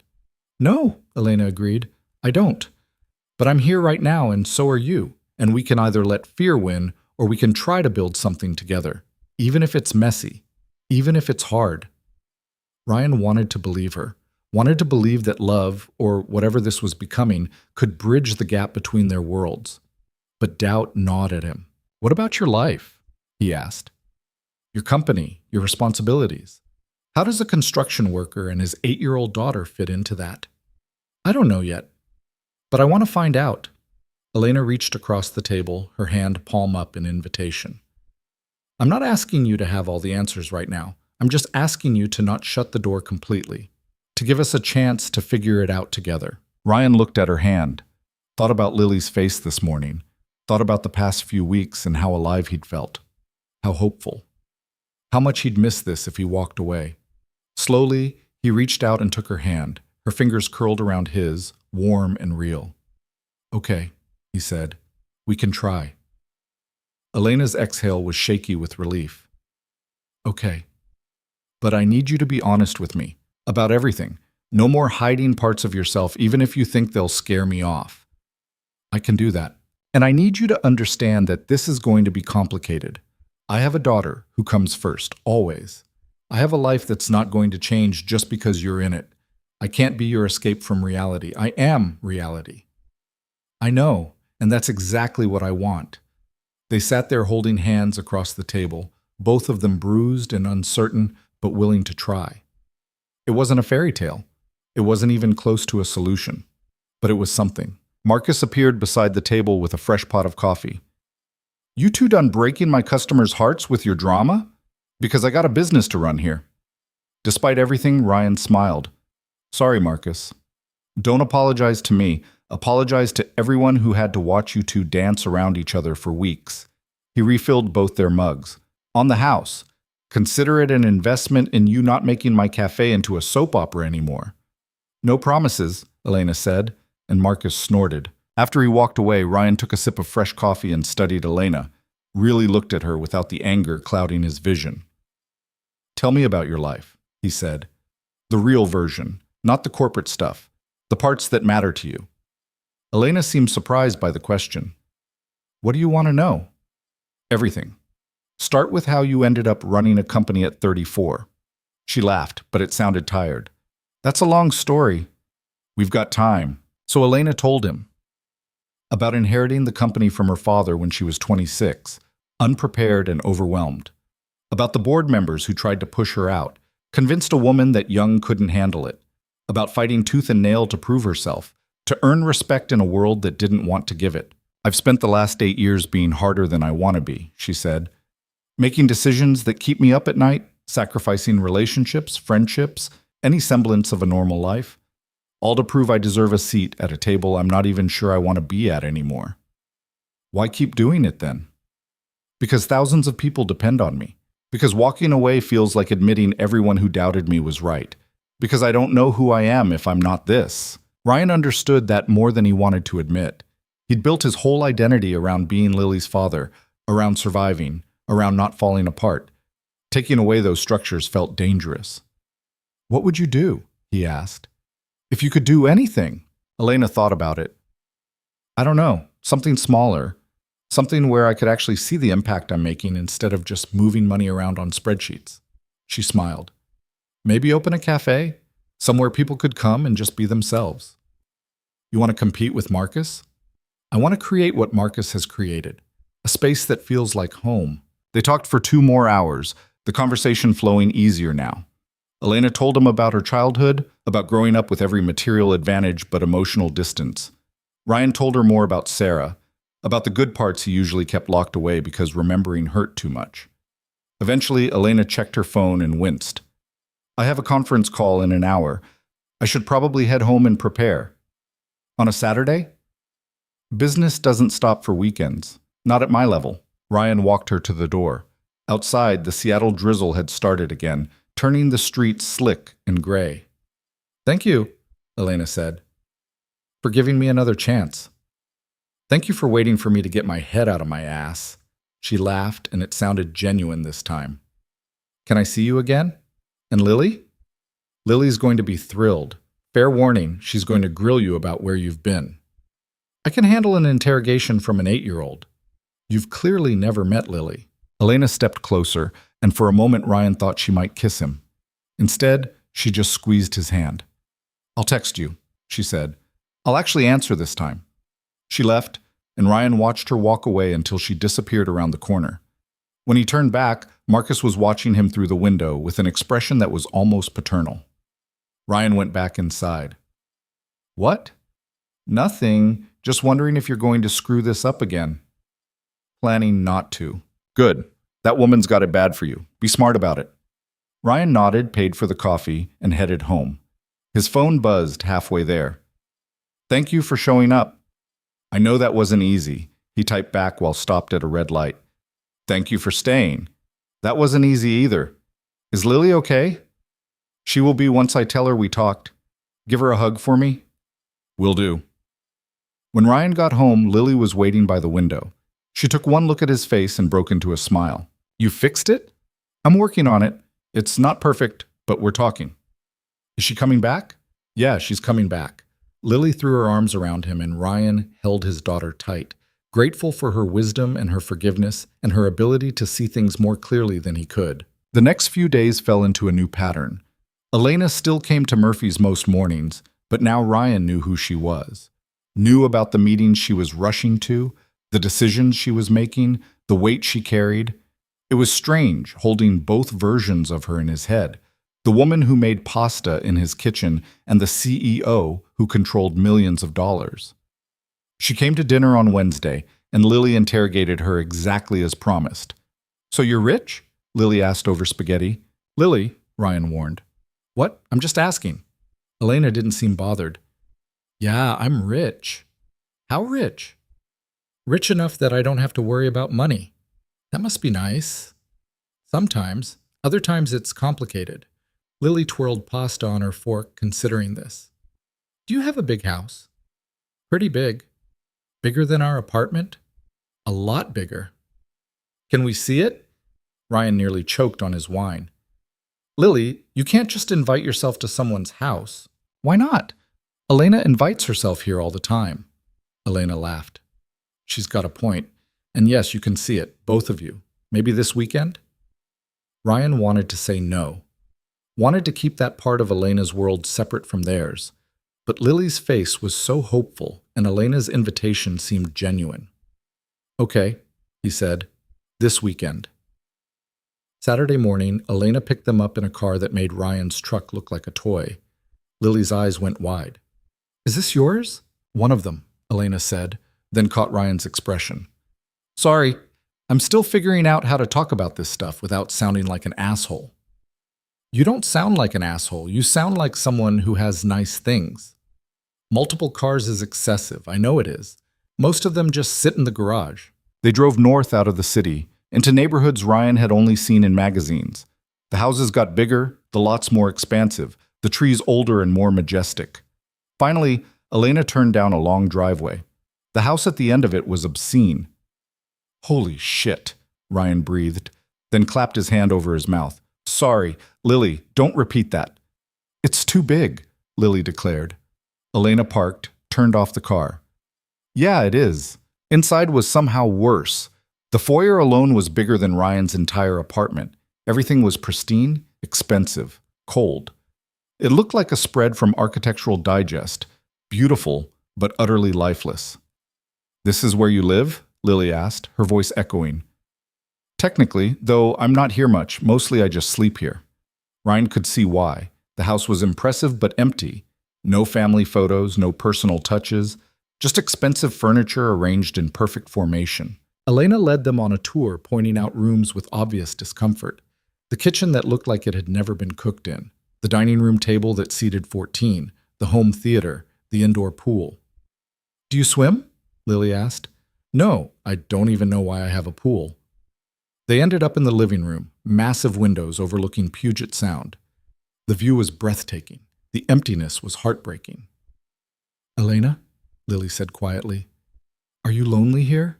Elena looked at Ryan's daughter, and something in her face cracked. Yeah, sweetheart. I'm really lonely here. Then why do you stay? Because I thought this was what success looked like. This house, these things. I thought if I had all of it, I'd feel like I'd made it. Do you? No, I feel like I'm living in a museum. Lily walked over and took Elena's hand. You can come live with us. Our apartment's small, but it's not lonely. Elena's laugh turned into something that might have been a sob. She crouched down to Lily's level. Thank you, sweetheart.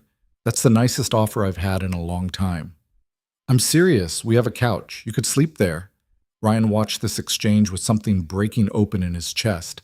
His daughter offering their tiny apartment to a billionaire. Elena, looking at Lily like she'd just been given the world. How about I just visit a lot, Elena said. Would that be okay? Only if you bring more pasta. Deal. They didn't stay at the house long. By unspoken agreement, they all wanted to leave. Elena drove them to a small park near the water where Lily could run around and they could breathe easier. I'm sorry, Elena said as they watched Lily chase seagulls.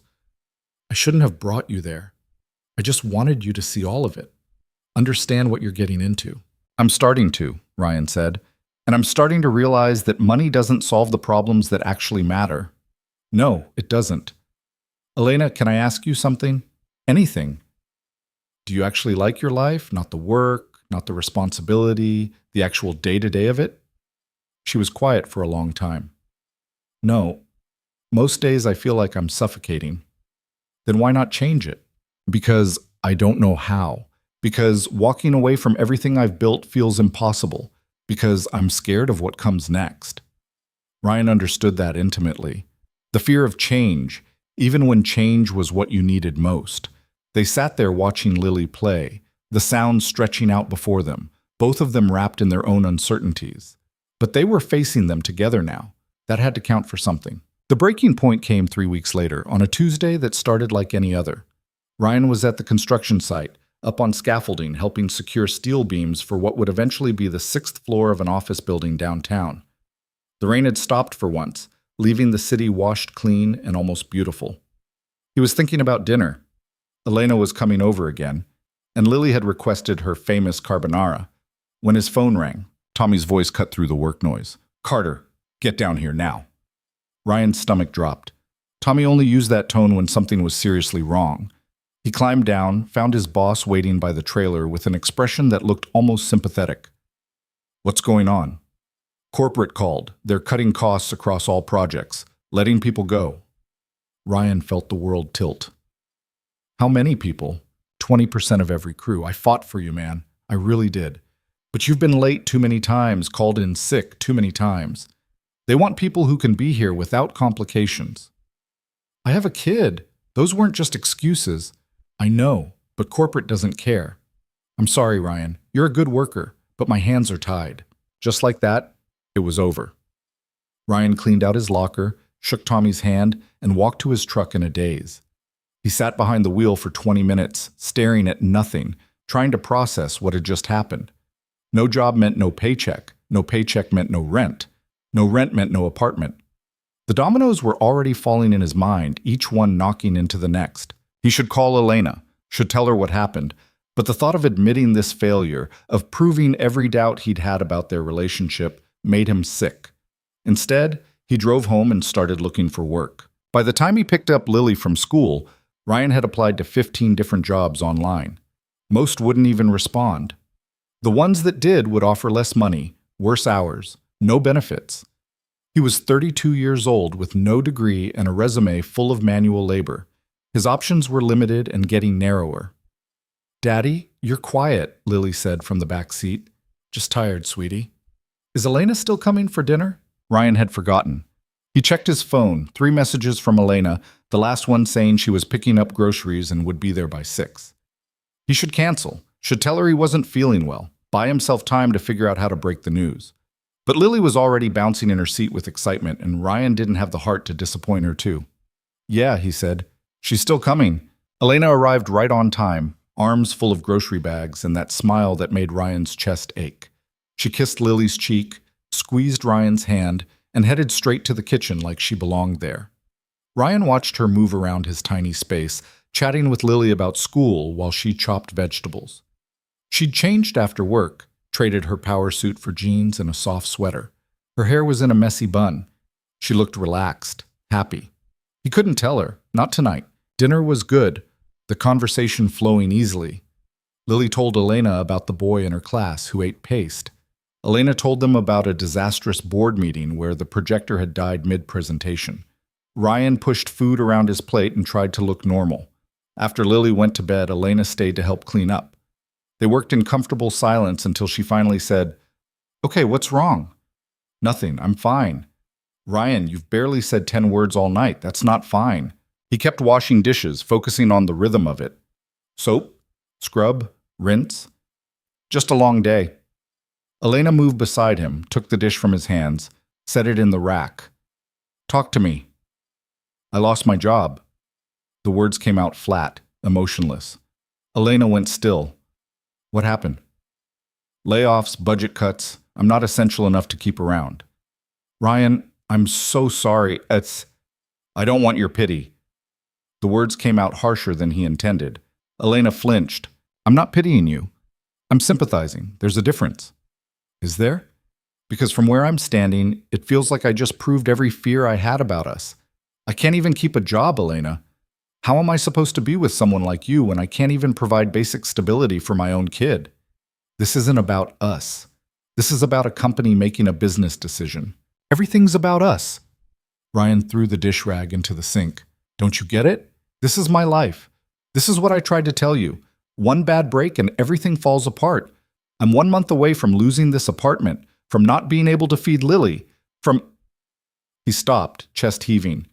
Elena was watching him with those dark eyes, and he couldn't read her expression. "Let me help," she said quietly. "No." "Ryan, I said no. I don't want your money. It's not about money. It's about supporting someone you care about when they're struggling. It's always about money with you. You can't understand what this feels like because you've never had to worry about it. You've never had to choose between electricity and groceries. You've never had to—" "Stop," Elena cut him off, her voice sharp now. "Stop acting like money makes me immune to pain, like my problems don't matter because I can pay my bills. I've lost people too, Ryan. I know what it feels like to be alone and scared and uncertain about the future. It's not the same. No, it's not. But that doesn't mean my feelings aren't real, and it doesn't mean I don't want to help you." Ryan leaned against the counter, suddenly exhausted. "I can't take money from you, Elena. I can't be that guy." "What guy?" "The guy who dates a rich woman for her money. The guy everyone assumes is using you. The guy who—" He stopped, rubbed his face. "The guy who can't take care of his own kid without help." Elena was quiet for a long moment. When she spoke, her voice was gentle but firm. Is that really what you think? That accepting help makes you less of a man? Less of a father? I think it makes me dependent. And I've spent 3 years building a life where I don't depend on anyone. That sounds lonely. It's safe. Is it? Because you look miserable right now. Ryan had no response to that. He was miserable. Had been for years if he was honest, but misery was familiar. Misery he could handle. Hope was what scared him. Elena moved closer, her hand finding his. I'm not trying to save you, Ryan. I'm not trying to fix your life or be your white knight. I just want to be here, in whatever way you'll let me. I don't know how to let you. Then we'll figure it out together. What if I can't figure it out? What if I'm too broken for this? Elena's hand came up to his cheek, turning his face toward hers. Then we'll be broken together. I'm not asking for perfect, Ryan. I'm asking for real. He kissed her then, pulling her close and pouring all his fear and frustration and desperate hope into it. Elena kissed him back, her arms wrapping around his neck, and for a moment everything else fell away. When they pulled apart, both breathing hard, Ryan rested his forehead against hers. I'm scared, he whispered. Me too. What are we doing? I have no idea, but I don't want to stop. They stood there in his tiny kitchen, holding each other like lifelines. And Ryan let himself believe, just for a moment, that maybe this could work. Elena left around 11, and Ryan lay awake for hours afterward, staring at the ceiling. His phone buzzed around 1 a.m. I've been thinking, what if you didn't look for another construction job? Ryan frowned at the screen. What else would I do? You said you wanted to be an architect. What if you went back to school? I'm 32 with a kid. I can't afford college. What if money wasn't an issue? Ryan sat up, anger flaring hot in his chest. We just talked about this. I'm not taking your money. I'm not offering money. I'm offering an idea. Just think about it. Elena, I can't. You mean you won't? He stared at the message, jaw clenched. She was right. He wouldn't. Couldn't imagine accepting that kind of help, that kind of debt. Good night, Ryan. The conversation ended there, leaving him frustrated and guilty and more confused than ever. The next few days were tense. Ryan threw himself into job hunting with desperate intensity.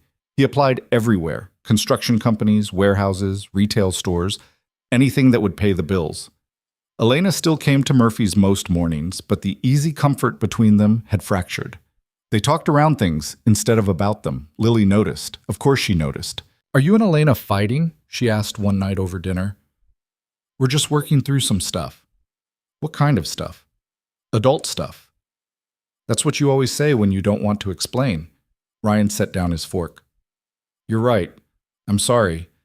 Elena and I are trying to figure out how to be together when our lives are really different. Different how? She has a lot of money. We don't. That makes things complicated. Lily thought about this. Mrs. Chen says money doesn't matter if people love each other.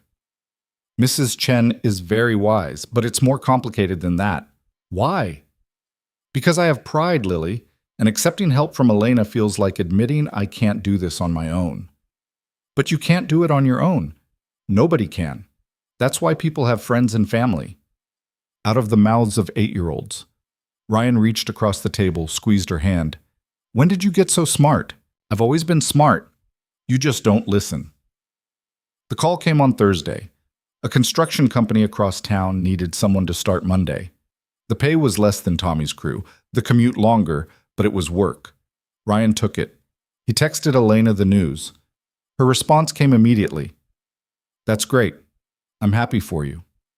But something in those words felt hollow. Ryan stared at his phone, trying to figure out what was wrong. Can we talk? In person? When? Tonight, after Lily's asleep. Okay, I'll come by around 9. Ryan spent the evening in nervous anticipation. He got Lily through her bedtime routine on autopilot, his mind spinning through possible conversations. When the knock finally came, he nearly jumped. Elena looked tired when he opened the door. Not just physically tired, soul tired. She came in without her usual greeting, sat on the couch without taking off her coat. I can't do this anymore, she said. Ryan's heart stopped. Do what? Pretend that your pride isn't killing us. Watch you push me away because accepting help feels like weakness to you." She looked at him, and her eyes were red-rimmed. "I care about you, Ryan, about you and Lily, but I can't be with someone who sees my wanting to help as an insult.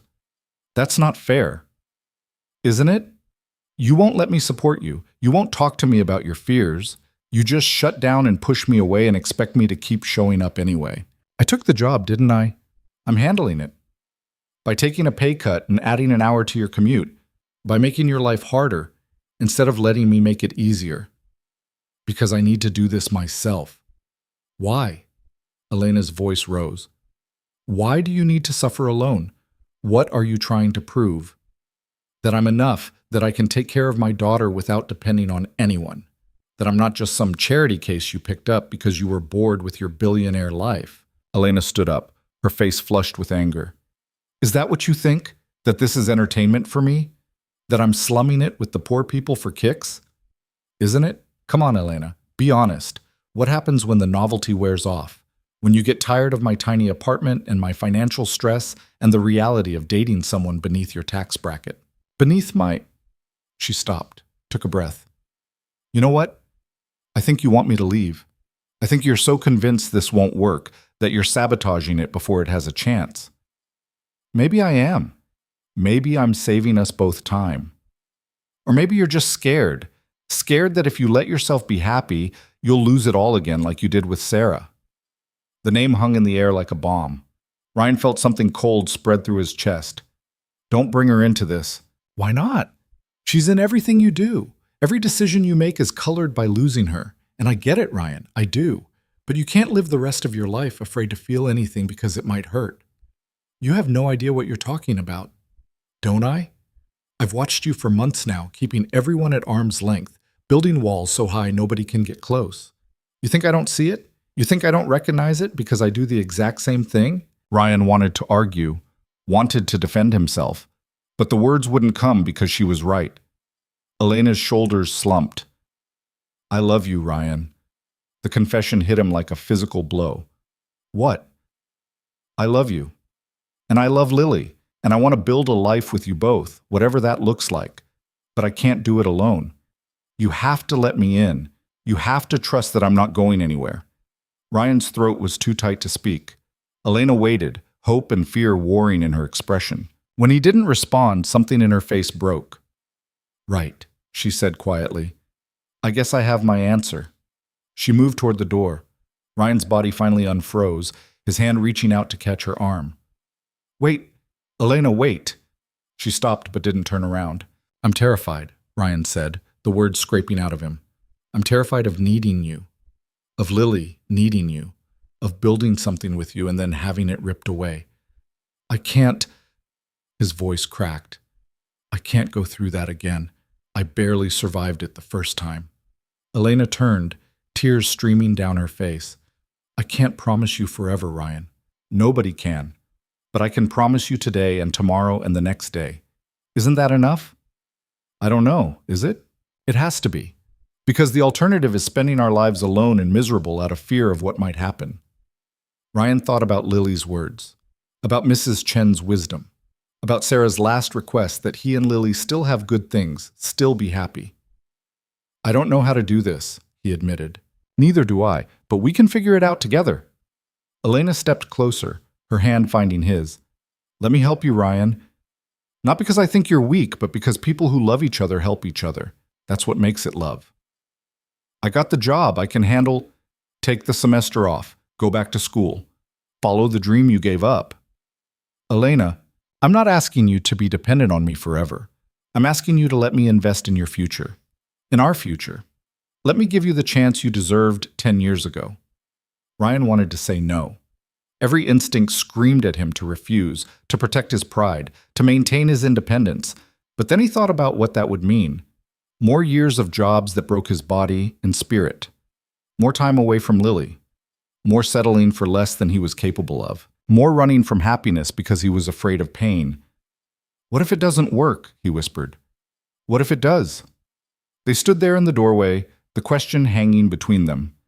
Outside, rain had started again, Seattle being Seattle. Inside, Ryan's carefully constructed walls were crumbling. Okay, he heard himself say. Okay, I'll think about it. Elena's smile was tremulous. That's all I'm asking. She kissed him softly, a promise and a question all at once. When she pulled back, Ryan cupped her face in his hands. I love you too, he said. I'm terrible at it, and I'm going to mess this up constantly, but I love you. We'll mess it up together. That's a terrible relationship motto. It's honest. They both laughed, the tension breaking. Elena stayed another hour, talking through possibilities. She knew people at University of Washington, could make calls. Ryan could start in the fall, take evening classes so he could still be there for Lily during the day. It terrified him. It also felt like hope. After Elena left, Ryan stood in Lily's doorway, watching her sleep. She'd kicked off her covers again, sprawled across the bed like she owned the world. So small, so trusting, so deserving of a father who wasn't too scared to be happy. I'm going to try, he whispered, for both of us. The next morning at Murphy's, Elena was already waiting. She had 2 coffees and 2 muffins, and when Ryan sat down, she slid a folder across the table. What's this? Information on UW's architecture program. Application deadlines, course requirements, everything you need. Ryan opened the folder, his hands shaking slightly. Inside were printouts, highlighted and annotated in Elena's neat handwriting. She'd done her homework. You were serious, he said. Did you think I wasn't? I thought maybe you'd wake up and realize this was crazy. It's not crazy. It's overdue. Elena leaned forward. You're talented, Ryan. I've seen the sketches you doodle on napkins when you think nobody's looking. You should be designing buildings, not just putting them together. They're good, really good, and you deserve the chance to make them real. Ryan looked at the folder, at Elena, at the future spreading out before him like an open door. It was terrifying. It was impossible. It was exactly what he needed. I'll need to keep working, he said, at least part-time. I can't just live off your generosity. Agreed. The new job 3 days a week, school the other days. We'll make it work. And Lily comes first, always. I wouldn't have it any other way. And we take this slow. No moving in together, no big gestures, just Ryan. Elena's hand covered his. I'm not trying to rush you into anything. I'm just trying to give you options you didn't have before. He nodded, overwhelmed. Thank you. Thank you for letting me. They sat there drinking coffee and planning a future that felt impossible and inevitable all at once. Other customers came and went.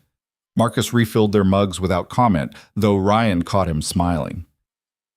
When Lily got out of school that day, Ryan picked her up with the folder still in his truck. She climbed in, dumped her backpack, and immediately noticed. What's that?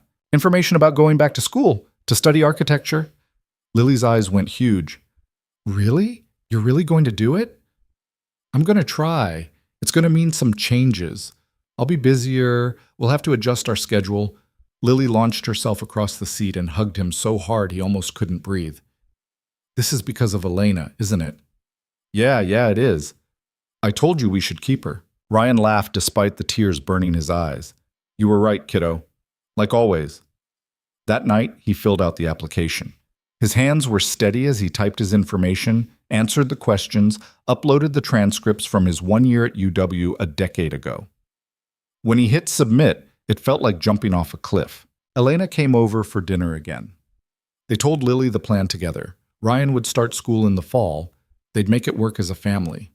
Lily had 1,000,000 questions, all of which Elena answered with patience and enthusiasm. After Lily went to bed, Ryan and Elena sat on the couch, her head on his shoulder, his arm around her waist. I'm still scared, Ryan admitted. Me too. What are you scared of? Elena was quiet for a moment. That I'll mess this up, that I'll hurt you and Lily without meaning to, that I don't actually know how to be in a normal relationship because I've spent so long being corporate Elena. Well, I don't know how to be in any relationship because my wife died and I've been alone for 3 years, so we're even. We're a mess. Yeah, but we're trying. That's something. Ryan kissed the top of her head, breathing in her perfume. Outside, rain tapped against the windows. Inside, for the first time in longer than he could remember, Ryan felt something that wasn't fear or grief or exhaustion. He felt peace. The acceptance letter came 6 weeks later. Ryan stared at it for 10 minutes before he could process what it said. He'd been accepted into the architecture program starting fall semester, financial aid pending, dreams possible. He called Elena immediately. I got in. Ryan, that's amazing. I can't believe it. I actually can't believe it. I can. You're talented and smart and you deserve this. I need to tell Lily. Go, call me later. I'm so proud of you. Ryan picked up Lily from school early, took her for ice cream, and showed her the letter. She screamed so loud the other customers stared. Daddy's going to college, she announced to everyone. My daddy's going to be an architect. Ryan laughed, embarrassed and happy, and terrified all at once. This was real now. This was happening. That weekend, Elena took them both out to celebrate. Not somewhere fancy. Ryan had made that clear. Just a nice restaurant where Lily could order chicken fingers and Ryan could afford to split the bill. After dinner, walking back to the car, Lily grabbed both their hands and swung between them. We should do this more, she announced. Do what? Elena asked. Be together, like a family. Ryan's step faltered. Elena's hand tightened in his. We're working on it, sweetie, Ryan said carefully. Well, work faster. I like when Elena's around. Everything's better when she's around. Later, after they dropped Lily off with Mrs. Chen for a sleepover, Ryan and Elena sat in his truck outside her house, the mansion she'd confessed she hated. Come inside? Elena asked. You sure? I want to show you something. She led him through the empty, echoing halls to her home office. On the desk were architectural plans spread out and covered in notes. What is this, Real? Ryan asked. A cafe. I've been working with the designer on plans, something small, community-focused. A place where people can come and just be themselves. Ryan studied the plans. They were good, really good. Warm woods, natural light, an open kitchen. Nothing like the sterile perfection of Elena's house. This is incredible. You think so? Yeah, when are you building it? Elena took a breath. I was hoping you'd help me, after you graduate, design something together. Ryan looked at her, at the hope and fear in her expression. You want to go into business together? I want to build something meaningful, something that matters, and I want to do it with you. It was too much, too fast, too impossible, but Ryan looked at the plans again, at the vision Elena had crafted, and saw possibility. Okay, he said, after I graduate. We'll build it together. Elena kissed him then, deep and promising, and Ryan let himself believe that maybe, just maybe, they could actually pull this off. The first semester nearly broke him.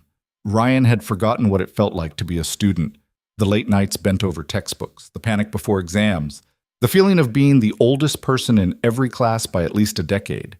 He juggled 3 days a week at the construction job with evening classes and weekend study sessions, all while trying to be present for Lily. Some nights he fell into bed so exhausted he couldn't remember his own name. Elena helped where she could. She picked up Lily from school on Ryan's late days, helped with homework, brought dinner when Ryan was drowning in assignments. But even her support couldn't make the workload lighter or the hours longer.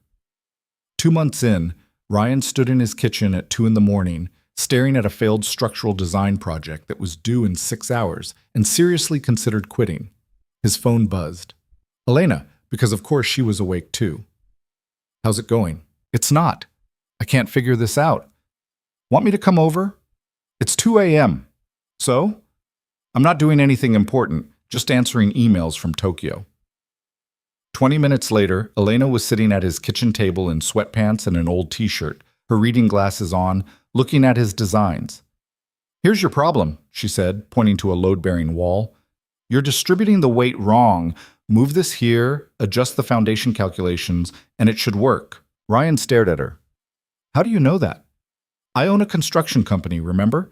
Well, technically, I own the parent company that owns the construction company, but I've picked up some things. You didn't tell me that. Elena shrugged. You didn't ask. Also, I was trying not to be obnoxious about all the things I own. Ryan made the adjustments she suggested. The design suddenly clicked into place, elegant and functional. He could have kissed her. Actually, he did kiss her. She tasted like coffee and determination.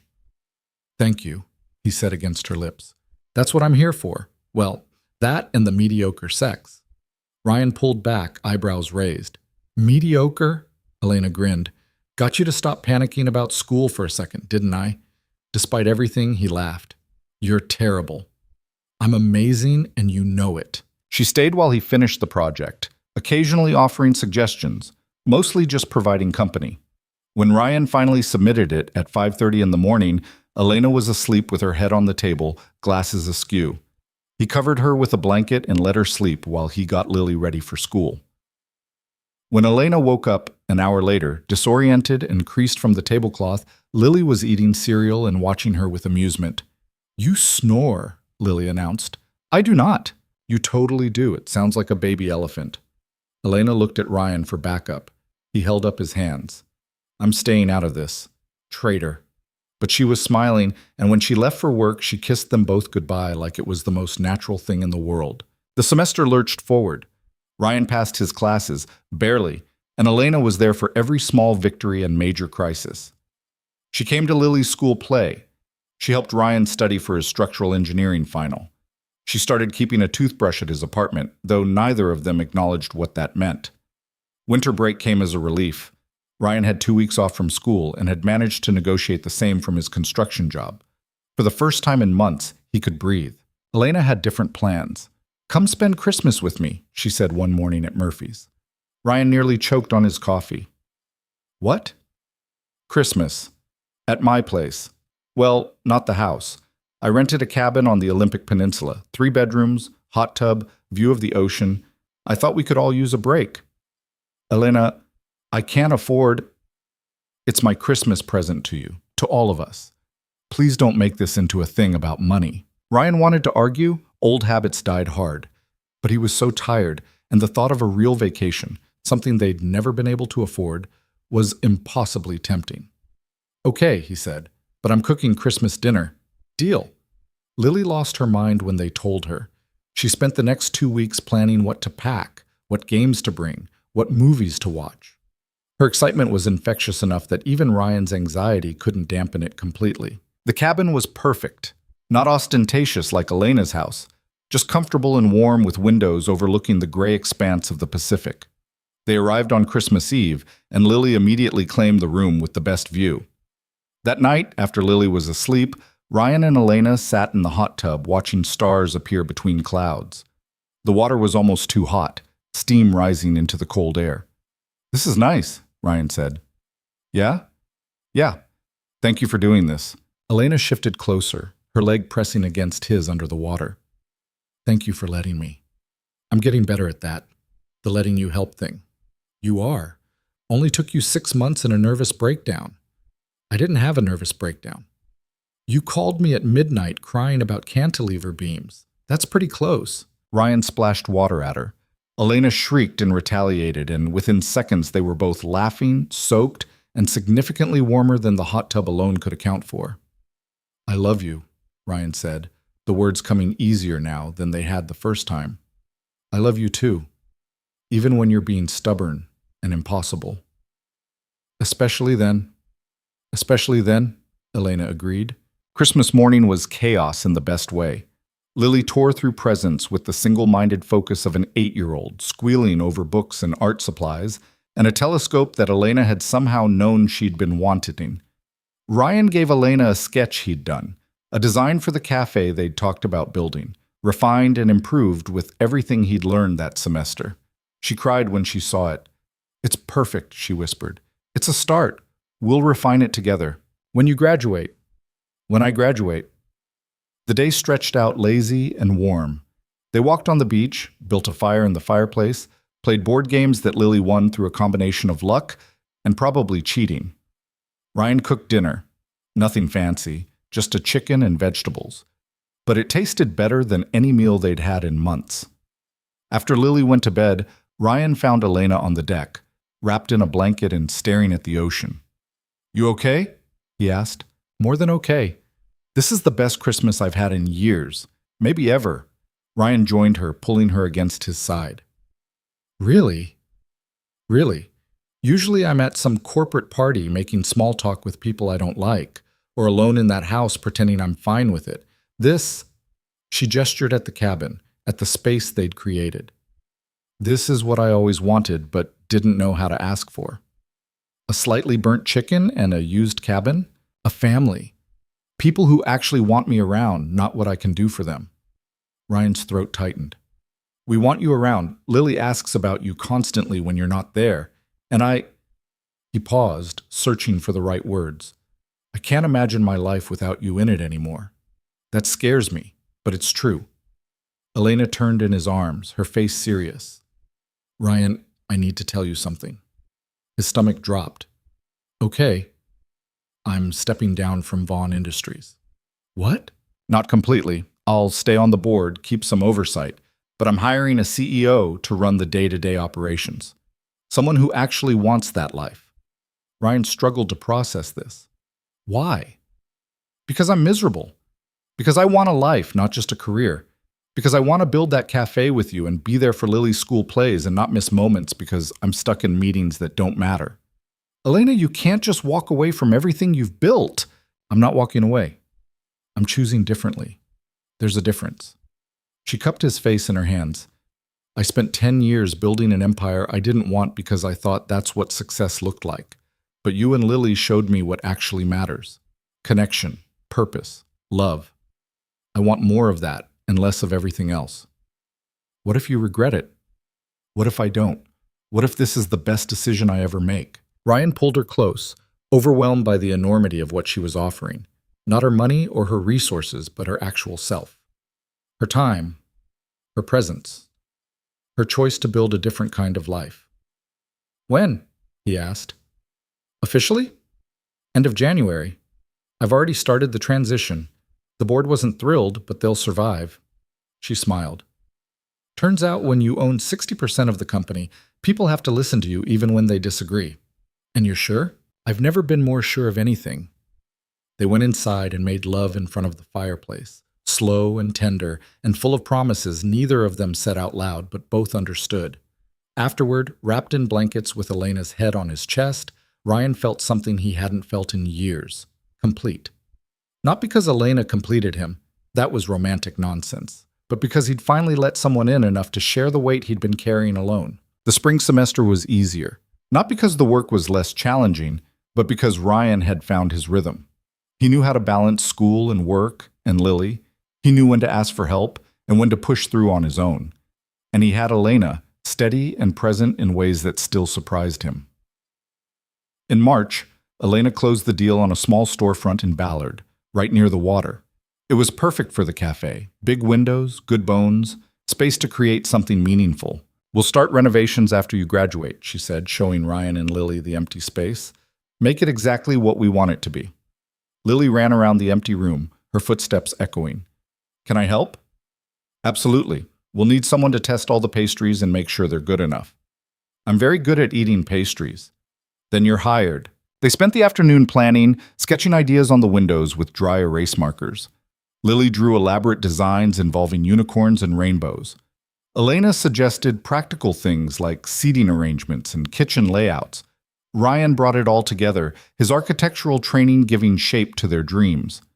What should we call it? Lily asked. Elena looked at Ryan. Ryan looked at the space, at the light streaming through the windows, at the possibilities spreading out before them. Murphy's Place, he said, in honor of where we met. Marcus will lose his mind, Elena laughed. Marcus will love it. They told Marcus the next morning. He pretended to be offended, then admitted he was honored, then made them promise to buy coffee from him wholesale.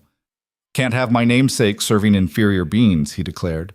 Wouldn't dream of it, Elena said. The semester ended with Ryan's best grades yet. He'd found his footing, discovered he was actually good at this. His professors started talking about internships, about opportunities after graduation. For the first time, the future felt real and possible instead of terrifying. Summer brought change. Elena officially stepped down as CEO, staying on as chairman of the board with significantly reduced responsibilities. She moved out of the mansion, put it on the market without ceremony, and into a modest house in Ballard, walking distance from the cafe space. It has 3 bedrooms, she told Ryan casually. You know, in case you and Lily ever wanted to spend more time here. Is this your way of asking us to move in? Is this your way of saying yes? Ryan wanted to overthink it. wanted to catalog all the reasons it was too soon, too fast, too risky. But he looked at Elena's hopeful expression and thought about Lily, who'd been asking when Elena was going to officially be family. "Let me talk to Lily," he said. Lily's response was to pack a bag immediately. "Can we go tonight? I want my room to be the one with the window seat." "We're not moving tonight. We have to do this right. Talk about expectations, figure out logistics." "Daddy, you're doing the overthinking thing again." "I don't have an overthinking thing." Lily gave him a look that was pure Sarah, equal parts exasperation and affection. "You totally have an overthinking thing. Elena wants us to live with her. We want to live with her. What's complicated?" "Everything. Nothing. I don't know." Ryan ran his hands through his hair. "This is a big step, Lil. I want to make sure we're all ready." "I'm ready. Elena's ready. You're the only one being weird about it." Out of the mouths of children. Ryan called Elena that night. "Lily says we're moving in this weekend." Elena laughed. "Did she now? Apparently I'm being weird about it." "Are you?" "Probably, but yeah, let's do it. Let's actually do this." "Yeah?" "Yeah, we're in. All in." The move happened over 2 weeks, partially because Ryan insisted on doing it gradually, mostly because he was terrified and needed time to adjust. But gradually their things migrated from the old apartment to Elena's house. Correction, their house. Lily's room became an explosion of stars and space posters. Ryan's books joined Elena's on the shelves, their lives braided together in ways both profound and mundane. The first night they all slept there, Ryan lay awake listening to the unfamiliar sounds of the house. Elena was curled against his side, breathing deeply. Down the hall, Lily's nightlight glowed. This was his family now, this strange, imperfect, beautiful family. He'd spent 3 years convinced he'd never have this again, never feel this kind of belonging. And yet here it was, built from coffee shop conversations, and shared pain and the courage to let someone in despite the fear. Sarah would have liked Elena. The thought came unbidden, but felt true.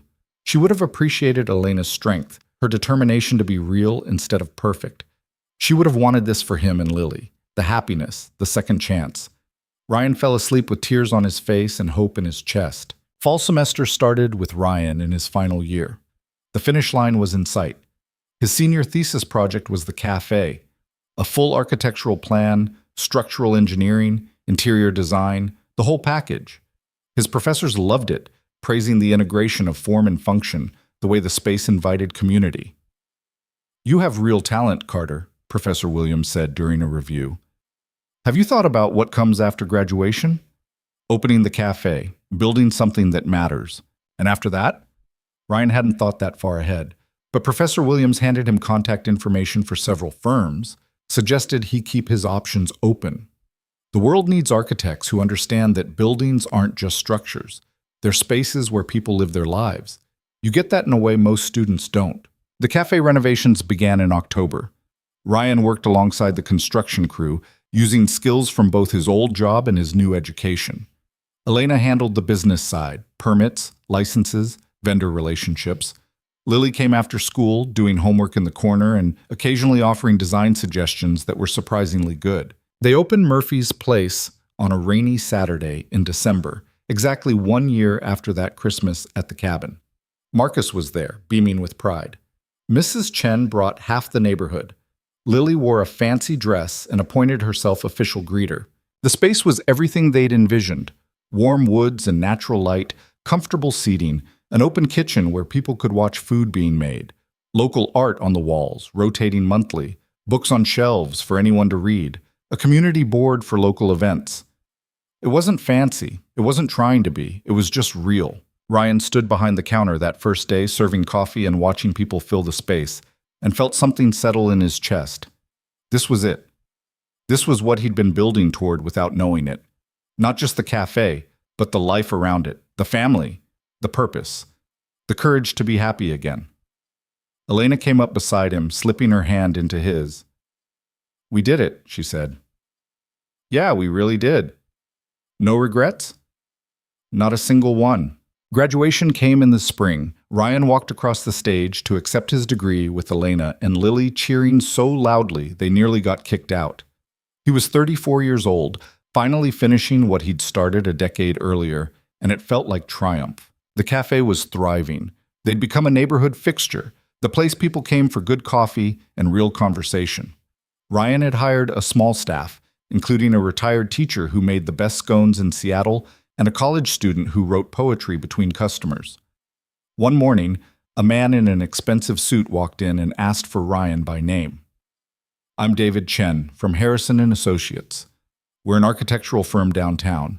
Professor Williams sent me your thesis project." Ryan's stomach flipped. "Oh?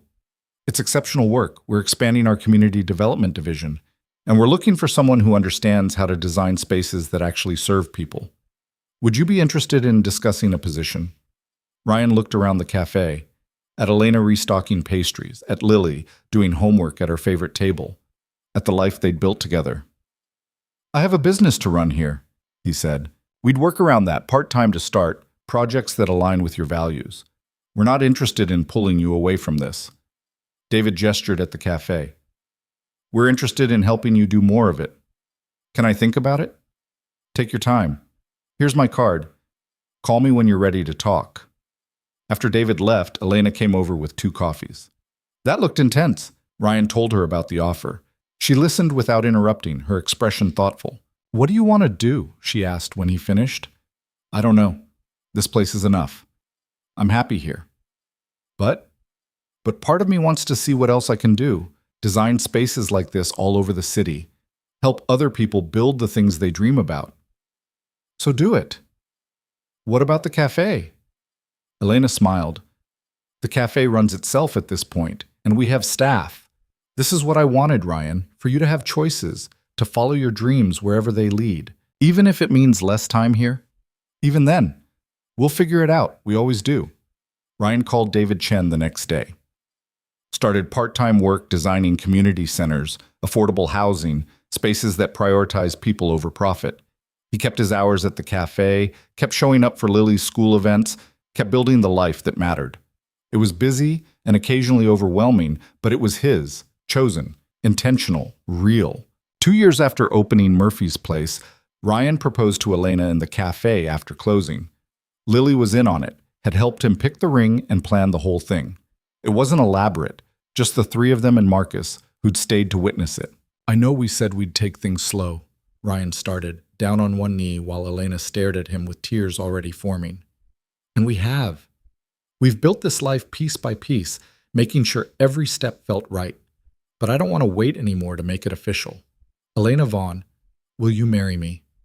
"Yes," she whispered. "Yes. Obviously, yes." Lily cheered, Marcus popped champagne, and Ryan slipped the ring on Elena's finger, marveling at how far they'd come from that rainy morning when he'd stepped between her and Daniel without thinking. They married 6 months later in a small ceremony at the cafe, surrounded by friends and neighbors and the community they'd built. Lily was the flower girl, taking her duties very seriously.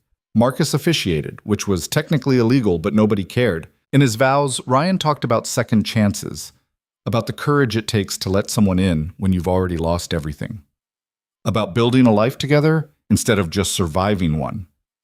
Elena cried through her entire response, talking about finding home in people instead of places, about learning that success wasn't about money or power, but about connection and purpose and love. "You showed me what matters," she told Ryan, her voice shaking. "You and Lily. You showed me that the smallest act of kindness can change everything, that standing up for a stranger can lead to the life you were meant to build." Lily stood between them during the ceremony, holding both their hands, and Ryan was struck by how right it felt. The 3 of them together, a family built not from biology or circumstance, but from choice, from courage, from the willingness to be vulnerable even when it terrified them. The years that followed weren't perfect. They fought sometimes, usually about money because old habits died hard. Elena occasionally struggled with stepping back from corporate life, missing the power and control. Ryan pushed himself too hard, trying to prove he deserved everything good that had happened.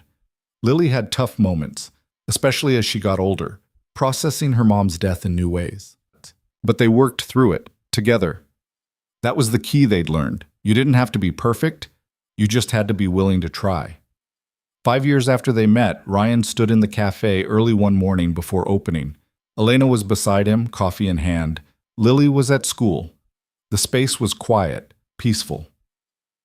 You know what I was thinking about? Ryan said. Hmm? That morning, when Daniel was harassing you and everyone looked away. I try not to think about Daniel. No, but what if I'd looked away too? What if I'd just minded my business like everyone else? Elena turned to face him fully. But you didn't. That's the whole point. You chose to care when you didn't have to. I almost didn't. I sat there telling myself it wasn't my problem. But then you stood up anyway. Why? Ryan thought about it. Because I'd spent 3 years not standing up for anything, not fighting for anything, just surviving.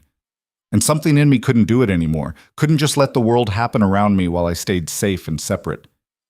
And I'm glad you couldn't. Because that choice changed everything, for both of us. She was right. That one moment had cascaded into everything else. The conversations at Murphy's, the dinners with Lily, the slow building of trust, the cafe, the marriage, the life.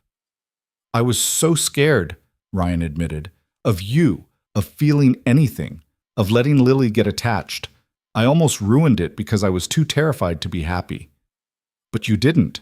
You were scared, and you did it anyway. That's courage, Ryan. You were scared too, terrified. I'd never been myself with anyone before. Never let someone see past the CEO facade. You made me want to try. They stood together in the early morning light, surrounded by the physical manifestation of their courage. The cafe wasn't just a business. It was proof that broken people could heal, that different worlds could merge, that love wasn't about equal circumstances but equal commitment. Marcus arrived to start his shift. They'd hired him away from his old cafe with an offer he couldn't refuse. He looked at them standing there and shook his head. You two are disgustingly happy, you know that? We worked hard for this happiness, Elena said. Yeah, you did. Now get out of my kitchen. Some of us have work to do. Ryan and Elena left, walking hand in hand down the street toward the water. The Seattle morning was gray and drizzly, same as always, but it felt different now, warmer somehow. What do you think Lily wants for her birthday? Elena asked. Probably something space-related, or a pet. She's been hinting about a dog. A dog would be nice. You just want a dog. I just want a dog, Elena admitted, laughing. They talked about nothing important, just the small details of their shared life. Lily's upcoming birthday party. The new hire at the cafe. The community garden project Ryan was designing. Ordinary things that felt extraordinary because they were theirs. That night, after dinner and homework and bedtime stories, Ryan stood in the doorway of Lily's room watching her sleep. She was 12 now, growing into herself in ways that made his heart ache with pride. She still had Sarah's smile, but she had her own strength too, her own courage. She's going to be okay, Elena said softly, coming up behind him. Yeah, she is. We all are. Ryan turned, pulled Elena close. Thank you. For what? For being brave enough to walk into Murphy's that morning. For coming back even after I was an ass. For choosing this life with us when you could have had anything. This was always what I wanted. I just didn't know it until I met you. They went to bed, wrapped around each other in the darkness. Outside, the city hummed with life. Inside, their small corner of the world was quiet and safe and full. Ryan thought about the journey that had brought them here. The grief that nearly destroyed him. The loneliness that almost won. The fear that could have kept them apart. All of it had led to this moment, this life, this family. Love, he'd learned, wasn't about being saved. It was about choosing to stand up when everything told you to stay down. It was about letting someone in even when it terrified you. It was about building something together, piece by piece, day by day, with no guarantees except the ones you made to each other. It was messy and hard and imperfect and real. And it was worth every moment of fear it took to get there. In the end, Ryan realized the smallest act of kindness, a stranger stepping in when everyone else looked away, could change the entire trajectory of your life. Not because it was dramatic or heroic, but because it was human, real, brave in the way that only ordinary courage could be. They'd built their life on that foundation, on choosing each other every day, on doing the hard work of being vulnerable and honest and present, on understanding that equal circumstances mattered less than equal effort. The cafe thrived, Ryan's architectural firm grew, Lily flourished, and through it all, they showed up for each other, in the big moments and the small ones, on the good days and the impossible ones. That was the real story, Not the fairy tale of a billionaire and a construction worker falling in love, but the truth of two broken people finding each other and choosing every single day to be brave enough to build something real. 3 years later, they opened a second Murphy's Place, then a third.